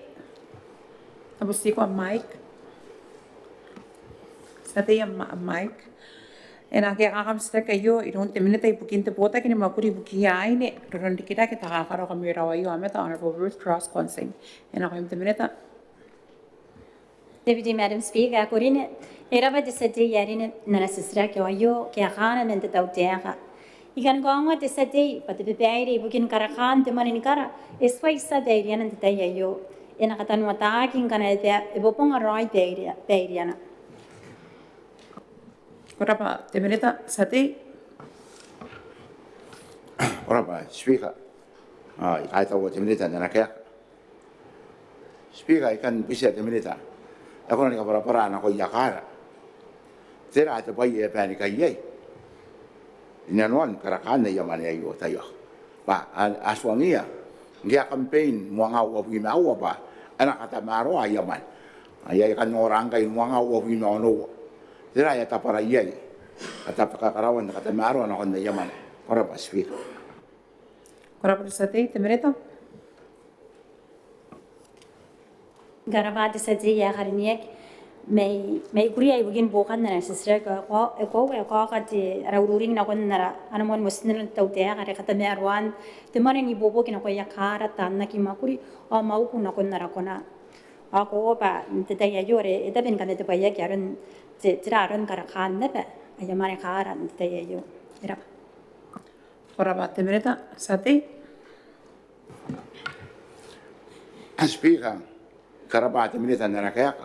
makona kanta ni ngai speaker pangke ano kona ko yohanna ben suami ya kain kilibas ben kata marwa kaya mane kara kona mane ko kamen kanta ni ngai pa yei tiyang pa ena kangani kata marwa ay mane kara ai wo wate ri king kai speaker min ana kona ko yare tiraroi bukin taparan te bayri yon nei tiraroi te baye ya ka pe ni kaya te pere ya kama ningai ngano ya kara pa ena karaoke bukia ora ba speaker kora pa te sate te minute Garabate sate ya karinia ki bukin pokan ana sisrak eko apa kan harna basi ko karaururing na kon kanwan tayan motions ungai kana ko puntu wigna ta na ko ako ba ngaya mon nande ke tamne pa tira ro yoron ting ti bitak kita kata mearo ayo na ko ba pun mai sarun ta kata mearo ayo yoron kata mearo na kon naron busin tiken temani ni kara ke mari ni po ye na baron kata mearo na kon na system mo wai kai kanga kata mearo system to na makuri na na ko pa pun ye na ba te tu motion ke to ko sa ya sana ben busmayak naron pa tira ro yoron ting te kata mearo na kon temani ni kara era kora pa te minute sate speaker ni kara ta kai karba na runa akate ni ka ka sila ki ma ka nga pun nai ka ka sila pun nai ka ka sila ki te minita ka rinek akan nongora ka ki bas patira te baya peri ka ye ken mayari nang pun karo ko digin tokina panak awon nongora kara speaker men wanga wo pi mawon karo hong kai ningai NSA te baile ibu kini karakan ayamale siapa ya sebenarnya saya nora jangan ayamale nak kaki makuri ya kaya kaki na bayu ya kaya kaki na peningai angkai yo kan tadi ngapain aku nak cuma dan nangani dah tu sana tekarau na no paton ningai enak orang ya ini kan tadi ngai jakar benar ayamale orang speaker kora pa sate te minute Ora Deputy Madam Speaker, karavana pe desate bukin pokan na anasisrek. Ko wata pun dang ni ngai ngan kan nora botan nam to paningai. Ena ye dibitak to pun tira roi dibitak are na kan taringai na kon tayen manen poka kan karavana nan desate akarniak pa ibun te matwa ara bota kini makuri ya yo an karawa aya kami tupai no na ya kapenen te mero pa tira roy ana tebe kana kon ara cabinet so pun ayu ana pun makuri kini payment the Ministry of Finance kin kana kamuri ngau kaya kana kon nare te sisra kere nei mai na hangai katria aron kanwan na manen boka te tau te ara estan veni nan ndiri kai kana ata bena pen ki keraki are ngai are kanga kapun kanwan ta kame te ya yo pun tarakin doi pun tira roi aron kirakin timarin boka ane abun tiraron do takia hain na makroi ka ko ora tirara kan tani ngapa pokai andaron kai taran kirakin pun timeu ibugin na ayamana kara ta kawa kesnata ya patimarin kara pun takatenen dia tata mai pokon tayan marin boka ditaya yo are ri kiroya temais are buat taran tina makaina oyong kan ni pendaruan ko me akita pe wote manin nak makuri o te manin mau are ngaya ara kan tani ngapa pun te manin karan ditaya yo pun takaderen me ngaro ai nan ana manin boka tau te aka e ko wa yasan mo me to khasa yasan busmaya gna to khas yon ta kata nero an men ditaya yo te metuan kasinia pa tira roi ana kadenen te nero te tau te aka min anak kami tu pai yon nana mana ni buka ai kati me tu anda taya yo ndek ina kon te potan namda kana ibu pot kian akan besnap Kora bata beneta e pen po ante sira kian sina kon sira kari mira te baka kiro meron te sate mi makin te menya kari ne ke honorable pinto kasa ena ko imte sate Kora pare kite te Madam Speaker o yung kan sira kari nampan te buan be mau ya kangai te akan kan bisa timita ini, ya orang ni kakaya apa inore kian tekangang, mataterin manin jono pa itu ya, bisa dapat tiba-tiba Madam Speaker. Kora bata sate ena kaya ngam sira kaya yo iron te beneta ipukin te bota in makuri ipukin kate na pera o tau te kaya nanwa honorable Harry ta isa na kam te beneta. Kora bari kia ayo kaya kanda na sira te sate ya kari makin teman Speaker kan kau ngat te sate ya ini pa te me to bota kini makuri ni ka yanga ai ka anakona ariki ni kata merwa te itirayo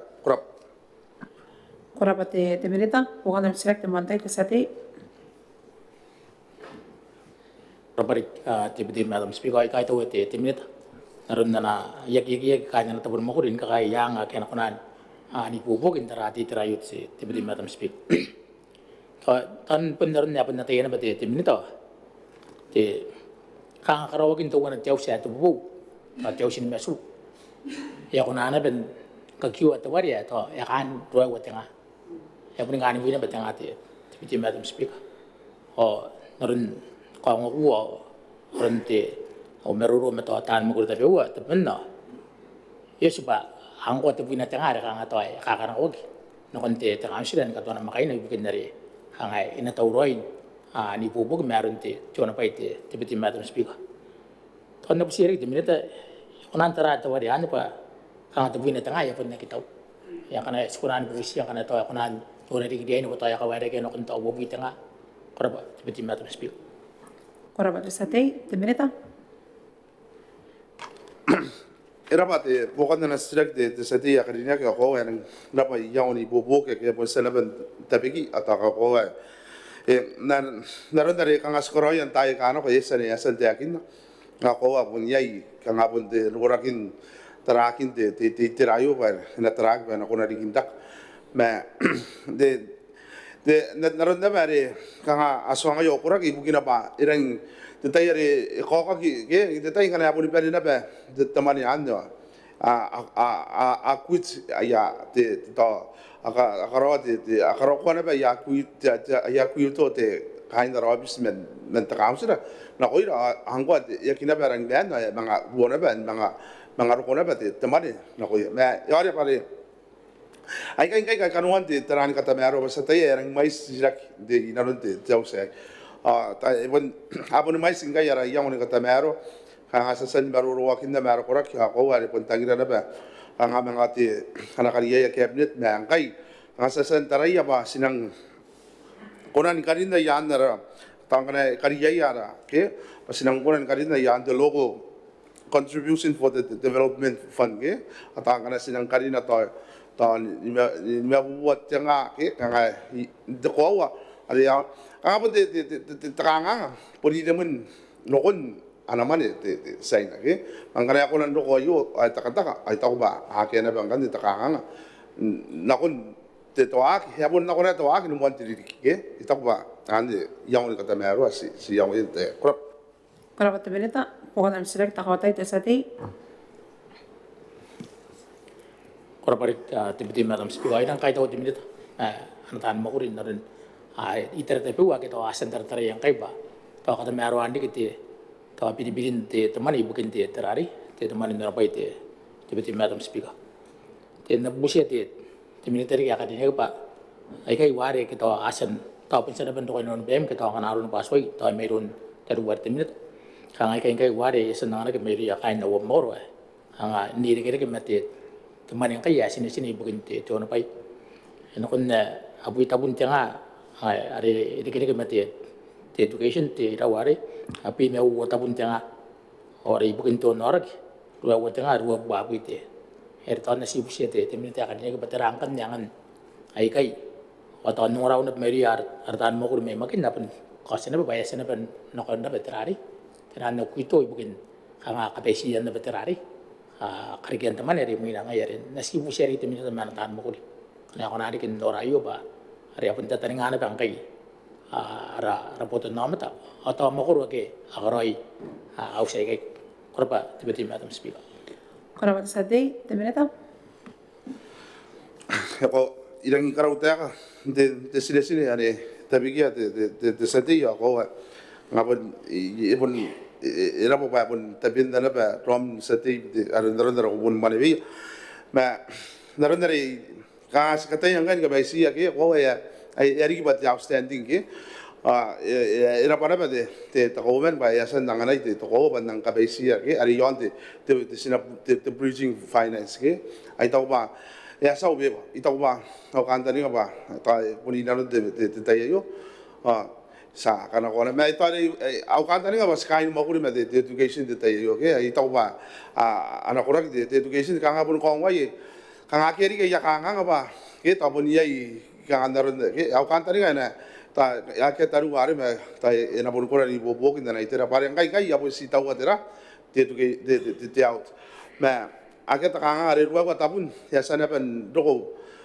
nako patiri bosa kan wanda beto bubusi hasi si bubusi kai buki the bridging finance ke ya na no bata san jaus panen jaus ata to we kai mara I mean jaus ata ena montagne sakit are ilora te speak Madam Speaker Korapa te beneta. Bukan sirek sati. Kalau mereka tiap-tiap Madam Speaker, ikai tahu mereka tiap-tiap naron na ane bubuk na kaya kain narap mo ko na magin. Ari sa suba kan wanda na ane kiki mana tan mo rio sa tikiro no mana tan mo ko rin on te pungira ke Korapa te sati te beneta. era pai ipori kai tahu ana ba kain da pena magin tabe kan dayo sinang karauta ako are de sina kapani kura ni bugia tu botan no amata bugia kan bagin pa ana de ya naron spangara re sumuyo ko ke Korapa te beneta. Sira ko na sira kanimira kaya pun peni bukan na sira kyan. Arena te baka kirom na sati te makoro meraki te menna kariniaki ana po mantaki. Mannata yentaki. Kapara pure. Ena te baka kirom na sati te makoro meraki ana po mannata yentaki na ko imte sati. Asin dapat Madam Speaker, ang kay kahapon naman tayo maruro tausin tayo ito po ngayon nung tuwi kaya ng men na ko tayo ay kulay. Tapi kaya kami kaya na pa uwan maraki mo meron tunumane tunay ne tama katikis pastan kapen yon maraki turun dikirak on kapen kay maraki o sige man nga araywa kaya ko kaya takatap yon maraki tayo yo ni kota pun meron dalam ni kanya kapun kanya bar artinya kan kami udah nak kami mau meron te presidents kauman te minita jadi tak kaya tara ngayon tanti Ai pun kai ki pas ngapen ke orang te yo kada pera mo ni meuri. Meuri. Ai kure inte ba usek ane mokoro. Yon tu te pe ba nampa tu po no bi mewa ka ngai te kan. E kona tau te ka ni kare kia po kai aro. A ke ia kata na kon na koi ni missionary ken ntam. Slop. Korapa te satena ke akam sira ke yo ron te mineta ibukin te pota ke makuri ibuki ai ne ron dikira ke takakaro kamera wa yo ameta Honorable Ruth Cross Ponsing ena ko te mineta Deputy Madam Speaker, Corine, I Carabate said day by Maracate Menna, Narasistrak, or Yona Gara de Tautera. The day yo, I could grain deckina, by yet the Bohanakoya Aro, the mice to one of the million on him Botanga, Arepun Suku Payden Capunana, in a bank 0 to 1 and to 1 Nicatuaric. Korapa te mineta sate bohanam sira Ya Carabate Mineta Montagnier. Tangira ina namero ana kaka ai karapa pangai itu mai sa tu wana point ni mau te million aku na harikin karaka bugin na yo tu ya korapa sate te mineta Carabate said day ya Hariniak, may Maragay bugin Bohan and Assisrak ya. Go the 1.5 million na yo to 1 million Arepapa Kanakoya, Tinanet Quata. Ay ka tapon nila na bataya yon tarawa di na inano o tiniba buwan nga kan na res paspak na kuya kan ti aron tayan na makuro ani regre me hanga pun mai sin na ba ay potan nam da are pun kan na ba ya karesa yon ay abu makuro ke ay res karabana bukan na sisirak pato atrangi kun ande ke takan na yo ato ya busu ka yo inaran ana bedaire ti ratau dia ke arkabinet sai pesna korapa te mineta sate ai karapa te mineta kanya kai ka ngata kin na pa ya pun suwa yo no kon na pa ida cabinet o ton ni ngai korapa te sate te mineta Ang karapati sa day bukin bukan na nasisrak yo o kanda nga ba abun nung kanda tau tiaka aron titaba ka tububusiya yo to ya busuk kan yang wana nakon te nakon ara cabinet si bukin nakon nari aya katanyan tamero kita pun yang wana nanantay na ariyay ara kanta nga pa pun ti meto andang ini bobok ti ana boka tau tiaka are pun suwi na ni tayan titaya yo apasina korapa te mineta kaber bukan am sirak te sate ai ya te ka karapa pa man te pa ara pa ya ona pa kaina pa wa maraki pa to wana te pa ngai rawata na kata na kon tay kana ro rawata na pa na kata pitapi na kon chaki ai pa to wana ngai mau ana ko ai ri kana ro kuri kin tay kana ro ai ya kata ka karapa pa ngai ka nga te kinna pa kaspo na kon cabinet mana ko pasangora ai kan ya karapa ya kain tau tek o kain te cabinet ai mo ari pun kain maraki ke ang kai pa nau ana te ro ni kata ro te ai peslo korapa te sate te mineta Asena ko narasira karimina at tabi kakiron te sate ya karinek te mena may tapueran ni Honorable Costa ke kokorya ena ko te sate. Kuraba, Madam Deputy Speaker, may iwaka yung mga kawatoy panahan ka kami urin tawan uway. Nakom ti Madam Deputy Speaker ako rin yak makain ang tayo pura, kain ng mi office. Dito kami represent sa rin, taka-woman minita, tiritan takaitar. Ay pun nga tantiin kapen yari tay maraw sa tita man ya karinya ka kain rap mo kura tapueran kabinete panahan ka meuri no koy minta meron ti tawan uway panahan ti mewa ti merunga kam na penin meuri o yung kanye ta kan na usrak nam panate pon me pu merway wa era pati minita karinya arita pena pa asan ro kuspaya kain na makura tapueran tayen post 5 class inanon paya dapat akya ya pay may kan mga busiya ti minita karinya orang dia ini mga kariken di ke post 5 class bukia aro ke potak agat wai di ke spaya men mon maknan takari kira kayon karwa tataya yo karapa mata mati speak korapa sate na kaya ngakam sira kayo ron te mineta te potak ni maguri bugin ti akawa ako pa inara mera Honorable panatake siwa wena ko te mineta Era ba sira ki te speak mai ron se sira ya kan nek te mena mai tapuaret o yuan ka tau te speak agorine ni kalapa na sa pagati sa tite men nari ne mai tapuaret Yang tangiran te pos atensin me ri makoro na. Te kauan se pare esa ni karaoke. Ai pun te kapani se pasi pa. Ni ko te kaina no yang te pos matensin. Kora ba te speak. Kora ba te mineta satei pokanam sirak. Kurama Madam Deputy Speaker, ay rapari kita minita karina kinana kaya ay ikakuha ay takauwan sa paspayasan na kuwayo mata ayo mo tukin tatay ayo takari kaya kaya ma yari pa sa kami niya tibubusin ako nito tawtek kanay mga norariyay na nakuntay ka ano kaya punti matuan-tuwain to dapat ay araro ki dapat kaya kayo nanuat yung po kayo ay pun tataraan ay tayo 70% ayasan hindi kesipan atau tiyak kaya tinubuli kita pesente at wenda hindi kesipan ngayara pun tibubusiya mga rin ako titaw tiyak at tirang ke yakata patapiana yung yay noran diay ni karikian na yun akong tayo ka ano kanaya noran diay na tira titaw tiyak yakaskway roon timin dapat tira kaya ka na yun ay mga ritari mina kurap Kora ba te satei te mineta? Ko era ba te bukan te silaki. Ako war te kasi te kauan se pasi ka un katakin yang ona pa nang pen toro iti. To taba mo koro ke ayer te pepe de yu e pun sugiron pen te council matanti. Yan te alun se bakin nei ke no ko iti kaini ya mor. To ko ato non tai se pasi bai ke ya to ite te be mo koro kana agiri ke se bai trati te cantani nga con io te vedi Madam Speaker al priena per itera te peua che con ni no danarin no ri tanti bugin po kaya ay makoro no te ate mani po con daron ka o se no mandara no abisai ni ko te ma ade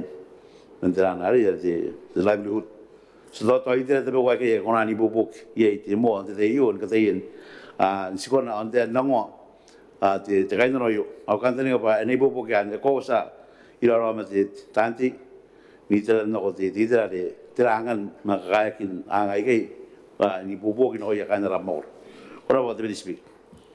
Kora ba te mineta pokandiam sirak te satei?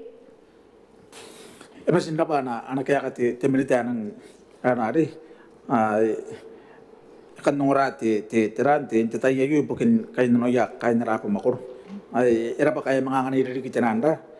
tinan na option si narikin na ripon si ta menna tapon makuri yay te livelihood yay tira ta saina yay di kitira ara pa sa kabina iron te tira ari menayo iron te presidency karinek sa karawayo naron narite akin na timinita sa mga kanokoyara ara po si pokin pokan na yo patayo po si rawang kay ara ayaki ke sipaya kang ayaki kang tanginano iya kanaro na pa ya to kite sipa ayaki ke sipaya mai to narita aura kanaro na pa na kunan kaya ka timinita karinek an rokon po say kaya tayo po san manwi ito tanang kanano ya ipai tapi waya akya naron kang atuwan at tira te iprepo at GPS kang arakan tani nga pa na pon dia naili mate tira te pokay kay ilang nora kakawag ka na ibukin tipisin ako. Kaya kinakapag-yay tipisin ako ay aspari ka kain na warakan tani nga baka po nga na itaan. Pain buporo ko ay kaya nga yari. Napon bubusya timinita ka rin niya. Kanaro na po niya kaya. Katapon tapin tirati tapi iya po tagi kayaro. Kaya nga na kaya pa kay paano po kari kay. Sa akong rayo kaya ka na mayroon timinita ka rin niya. Kora pa rin ki. Mata mo deputy speaker. Kora pa rin ki timinita ka rin niya. Kora ba te satei? Timinita? O era pa te po sila ka to makalenti yang kana abang taba ko sebuto kai ya ka ka te ma ko ati non ta kari ke yo aki ti nei kai non ate te kanteri ka pa kana pun kona mo ndi te yo te makoro no ko kya san de ki sipayin na bo sai kai ki ye kin la ani kai tari kai non tai me ko ante do akin kari ke swa ke mo si ka turu ate po kono yo ante sin na te pos idira te bewa kana te bigir chati to ma bonita te bewa kana kona kaya kana ma kasa kasugui mo ai kai ina no pe te makoro ma wota ke asan na nang sipai ako aning kan te pun pai ka pona pun kai no ina te marine pa dia ka toa ko se ke no pai kora ba te speak Kora ba te mineta kapen bukan nam sirak satei? Kora ba Madam Deputy Speaker ay ake bukan na usrak may yakay tawari kita minitay bukin anak kaya ka angana kiti tayan na nga sinakunan imang kakaya ron angan po kaya narap mo kuriyay. Kora pa kiti temenita ko rin akora pa Madam Deputy Speaker. Yato kikay. Korapa te sati temenita. Sana ona rasira karimira na tabaka kilong te sati meraki temenna karineke ona po manna tayenta ke na ko te sati. Asna Madam Speaker ang ita ka no stak. Kuna temenita tapin na kitauta kan kaong at manepay pa enawakina kinakonningay. Karawan tepuno ariti rawan nawi yang ta councilor. Ari mona kimo mayeta yang tepa. Nikainis na kumarawa. Tayak. Korapa te sati na kaya kakam sira kaya yo iron temenita ibukin te puta kinamapuri ibukin katin na pero tau te kainanwa Honorable Harry Takay sa na ko temenita. Korapa Madam Speaker kahit awa te sati yo kaya kan na sirak te speaker ako karinak kan kaong te sati ya karinak may marakay pa yasan ro ko tububusi yo inanon ni paint jobi ibukin dinanon. Korapa. Korapa temenita pukan sirak te mantay te sati. Karapa te anakaya te minita karinak kay nang karapang kay takin na pa yasan ro ni paint jobi papun te president ko kay na na usira kare doon demon po tinabu ni mas ko tanga wo me mewa ana le mona ko ya usira kan ay tau pa kaya te beses nan ay ra pa atra kay tukinay kaya ro ng tobi temenita Era yang ikaw are mga po ni ko kinakuha de usira kayo de Madam Speaker pare te yan na guideline de obi ke re yon de disaster ke de fund na yo ma inano kawa kin tan kong de sate pare ke de karikira kayo ya ki kaya na nun ta de guideline nan ke mungkin apa te kanga pun te karikira kaya po te project kaya po ngaya re pun ka mga pun ko kinako yan re yai te kana pun nang tangiria de sate o yang kan de temuan karikira tanan ana priority de council ayar tangkana tangiri ay konang kan din karina te bubusia yo rina nonte ana council pa nari ki bana mon karikira ke ana council ni meraki angkan de sai bobo ki bukira pa naron nari naron na ta sirak ay pon te to ay sen pen makuri te jobi yai ma pon na ki kana non ari ana guideline te mana yo pa ia ta yana po ponia na mon karikira ke te sate ma kangai montai nangan na pa ayori ki ana te paisin ni bobo na ponia yai ki asa ka meta pai ma ta kungan pa ta ya mga pun tangira te dona ake ta asa min na yo ang kan ta antai ri ke kana na ibu kona ni bobo yo ante te rai kurap korapa temenita pukan di kam sirak sati. Ay yarata kan na bukin ko kan na may don topi kaya na pasek kanon de disaster kaya na pa kanon ta kalikirak may imimi yai te Madam Speaker pa te pa yung kiswarik akamin katiyak du yung tautia kay kino may mind to korin karo ko te yari imnana ko to karo ko kay kan ko yari malaki punya sukuna rapatan te pa yung mumunak ang kay maina pun tetap pun ti dapat na pun tetap pun tu ria te tetap pun nakau nanti na pa tau te ka ri me man doi akaron na tetap te bayan ang kai yo wo ya punya ka ya kumia ka ten tu siwo ay una ko kai ten siwo kan ang kaya na pa ka te tu presenter ni na ko marawari ay na pun na ko na pa na ri tip ki ye ante kan ni roi tapi na kan na taya kan pun te pa yesan ka te me maina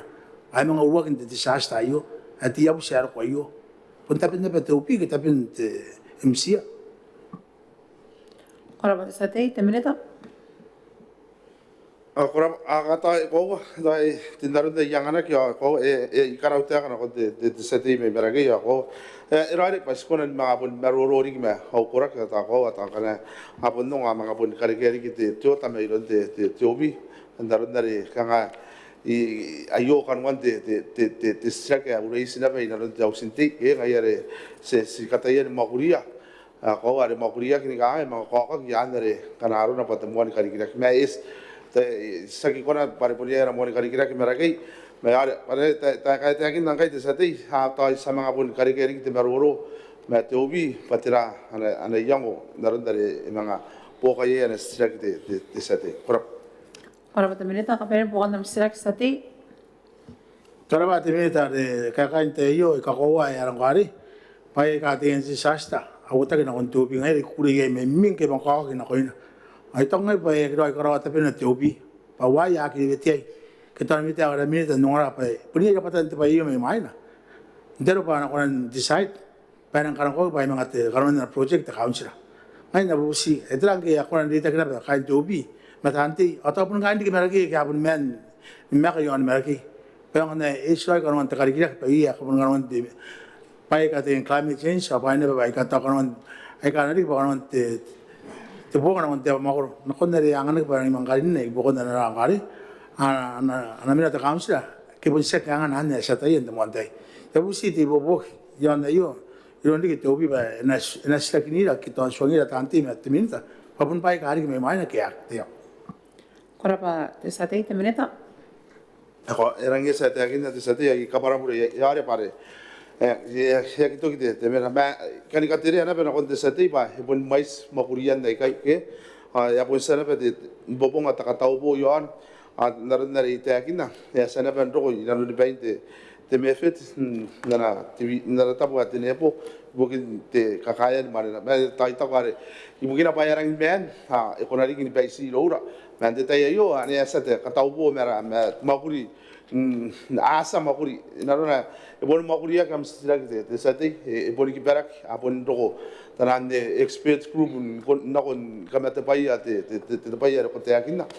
ya sana ba te katau bo mata ai pun si angan kabaisian de ke ni mare na ke mata angkai kong waku ya suburun foreign affairs pa antai ya rira mare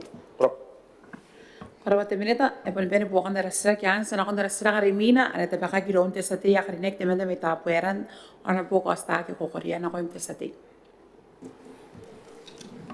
Korapa Madam Deputy Speaker yo te akan na ausrak nampana te buon pi metawan ikan bubusia te minita karinek kada tapena anak mata yon te kanganga ni de ke maki papa kan sine teman nakim makuri na ko yara potan nomba tantai na dia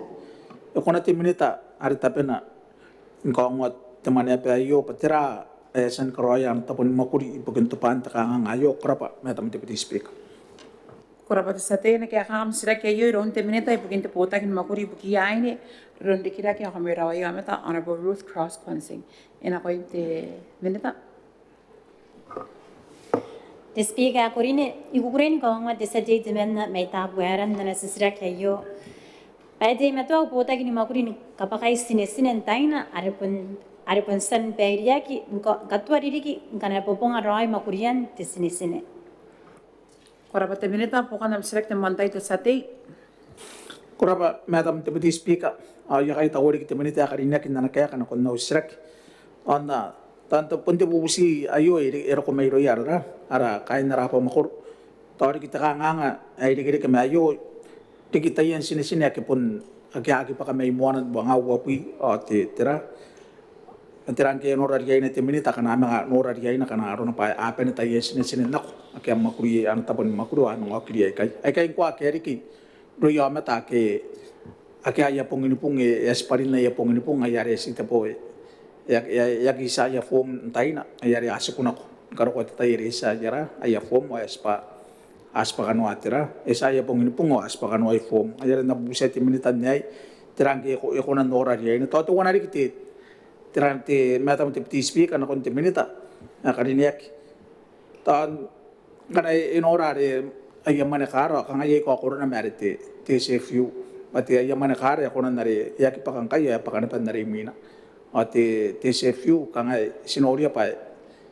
karena yaki pakan kayon, tiba kamane rimina yaki paka mga punya itay na napakayay ta ana punti sa itera te ministry ngayari sa kasukoy ron te minita patiran ka tamero na kon nayo na ipupok na ko yay korapa Madam Deputy Speaker korapa rik te minita ko rin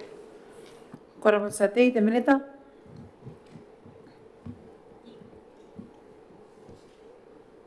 Ay karabate sa te ya karinya ki bukin Bukan ana sisra gini dek me tayan cases sakit kang atau orang ni men dek ke me toy man ai ke ka an yon de case to orang men pa wo tanga wo pu yo toy si toy ka ka ara process yon tayan claims pa ana pun karawa kinan ana din anwa ke me TSW wa ana karawa ana case ibukin de claim ibukin outstanding ke ko pa ibukin tayan cases ay ka pundang ni men no au kan tani pa kunan makuri me ara pota ki akunan makuri te nakya rota ki tega ki nishuan yan like on a case by case basis ni de gere me the policy ke sa ta ya pa the case ayo irang ni men pa wo tanga wo pu yo awara kan tanga ba inarinan wa ki pa tira ro yana claim on entitlements yang ya adenistan close tayan cases ay ka men me Stauran busmaya kan narasim makuri ayo inanan kawain area ibukin po kana anne to ibukin ke anasisra ibukin na temanin kara kaya te matuan rolo ba ke pun pa kana konte namakain na remi o DSFU ke temanin nakimakuri apa kan taina punyai bukin apa DSFU ang naki ibere ke gero temanin makuri kang ayer yon ni me puita puntanga maisi ya ke ayer na karawagin right the reconciliation ibukia an gilbesin bani ni man ya kunan kabaka ki te an claim dan ke ayer pun te kauring otu bubusi no kaya island treasurers ke tan saman na makro ka khokor panate me tuan karukwa ay reconciliations in the dayata ya ngan makuria ki the daya montai ona punte me tuan na ke ya claim pon lodge ne ba ya claim mate the ASW ibukin makuriana nara potakin makuri tasindap Kalau pati temereta sate bukan digam serak pesindap te temerita kanina kinna kaya irang ni mata tam kaya temerita korapan kaya kan yo kan tawon si bukan te serak kaya warirek ta entai tapi tayo mga tiranari te ekonandi ke patakanga ngari karena imera dapat tahun tiap makul tuan atau tadi tak tutu karena pakaman imera itabuaran narau itabuaran na tahu nak nonor ki Christmas anda betul ya katuka kiari ada cerita kata tira authority ari enangan tira te samane pana konan tahun tira muana mana tira te beneficiary anda betul ya katuka kita betul yang nang kau kaki ayah serapun buusia te minita karina kia konan nare na punda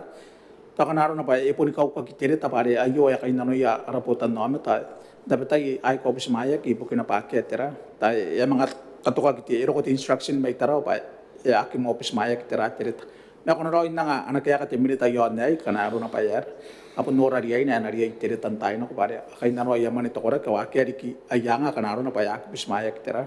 ayarita ya authority kora pare kiti matam deputy speak Kalau pati sate temereta En karavana vete seti agarinya ki bukin bokan na sisra ki nire kire me tereta kariya ya ke authorized proxy leta e ko ba khanga amon na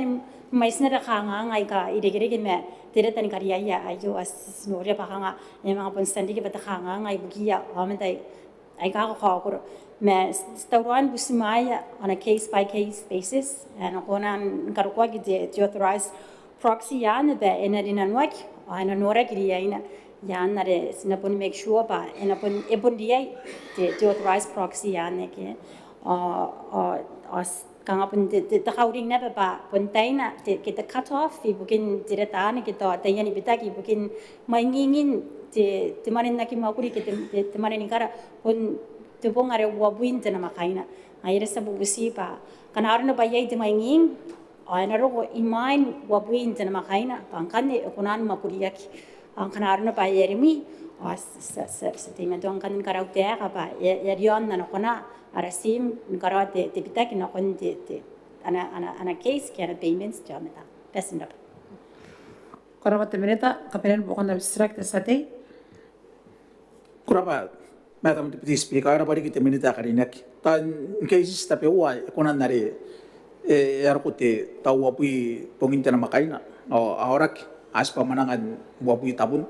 imain pakan teman yari kari ay kuara may ngaray nako taon nako Christmas nasa na pun bubusi at teminita karinek kana kunan nora riay na yo pa yarari Kana ako na naman nora tiya na patante ya ako na ni pupok ni tirai kai kare ako na ni pupok matan mani. Ori kita pun tira tate the authority are na kunanda ka ko wa kon are sai na hakin tira to coach. Ngai sa sinabu siya ti minita patirang ke pon nora dia na yo yang na yakira mis ya manete ara kora ka kya maing na kon tira na kon te tetap to war mate tetap to war. Kora bari ki mata mo deputy speaker kora bari ki te minita ko rin ke nam ka ari ito. Korapate sate, temeneta. Garavari ki desate ya karinya ki bukin pokan na nasisira ka eko waspun nora ta khangangan spun na makina na bete de rota ka sna nunga ya na ki ya arota kin tishu ayo pato ya pun dige karina ya aya issue imin the cut off pato ka khawa ki Jota yon na proses pa yon na khanga to kam mo tana ben nitran men na raitira ke pa pun tira tani ke dakariya ya ki sisu ko na ni ben je te mo aisa ke na na office pa ina pun karokwa na kon the finance ina karokwa na kon the finance on ina makuro kita ina ro na kon the list ke the payment list ara ngayere detayere yasan na ora list na kon the finance o ya sa ko na ni mga ibisa yang ane roi bukin ada yon na rokona pante tayar ya kita nira the payments list or the tapu are na baka ya na baka mani jamenta sagwa kunani mga ibisan de muaisa o kanga ko wa pun sakina pa kunani mga ibisan kon the finance mga res na mga ibitan na list the finance o na ri patire me na kon tay ni baka mani yang pare anakarawan na aya checks kind the finance ara ngaya sapun ay pun tepanan karaw tiya are sagwa kunani mga ibita the payment list detayar yasan kita na te muasa the payment list an oi pun panara na tan karautea kan ko yana kya rota ki nta hanga ayo era pa Korapa te minita pun pere pokan rasira kyane si me o te minisa pun te keri kita ina rasira ki to wana ke kan ya kure sa te mera ke kawo senang ako to wana na ko inte sa te mera ke tabi akan nam sisira ki Honorable Monata Yentake, and Akoim. President Madam Speaker, I take an usher on the military Tepenaki Totek and Kong at the Monepay. But yes, and take it. And a ferry American Yaran Council, Noriana Apa, the Asian take a ferry napa, the Yok. Korapate sati, and a kakam sreke, you don't even take booking the Potak in Makuri booking Katina Perata, the Akainanwa, Honorable Harry Takais and Akoim the Minita. Madam Speaker, ayo kaya kan na strike de sati ya karinya. The speaker ko karinya kan ko ang de sati ya karinya ki may meraki pa soy mo are ke manen ta karikira ke Atlantic Craft ibu kini meraki inte ta yo korapa. Korapa te minita pokan nam strike te montai de sati. Ake pokan nam strike. Senakala pari kita wana ke ya yang hari ko ri kita te sati ya karinya meraki Karena pari kami sedang hari mina, enak kami sate. President Madam Speaker, I was secretary mina. Kona tau te ni kare ki executive assistance matanui naro ni kapeni yona naru yana pa minita te tau te ka te yok. Korapa te sate na kaya kami sedang kayo iron te minita ibu kinta pota kini makuri buki ya ini ron dikira ke takaka ro kami raya mata. Honorable Ruth Cross konseng enak kami te minita. Speaker kurine karapati sa jay men na may merake na nasisrak hoy kan ko asa ikay ba terongan kamakuri inanon pota kinaro ebon sigo inanon benjero to wana metawana kana yai kay nanwan anay popoki au pota kin makurin pota kaya pota kinaro ngwagi ni katane morara ri karekia min katane yai kana yai nanoya min karekia yai executive assistant ay metanwi o tawrain data on wagi na ko yai Korapate te minita pokan nam select te sate. President Madam Speaker, ang ito sarita kiyan. Korapate te sate. Te minita? Ay karapati sate yo. Walang tawrai kana arapota kin makuri te muasa ni makuri nga ya yo na yo. Tesenda pa. Korapate te minita ay pantang dawa kinanon te sate ni meraki. Pun sito wana lagi ngira na strike me sa manipayang kanina konti te bunga enaro ke. Kamrapa tante, kamrapa ni kapene, rapat beresten, spera minita ibu kaya ara tante, kaya naro ya kaya naro makoro, senanon katawano, ya puni tuara right to minesa ya itera. Asa na katawa no guys kama sara tiao sa tayo sa mga berin do kiri kaagi na kon tiawa owa kakang akam dapat yang masra matiaos.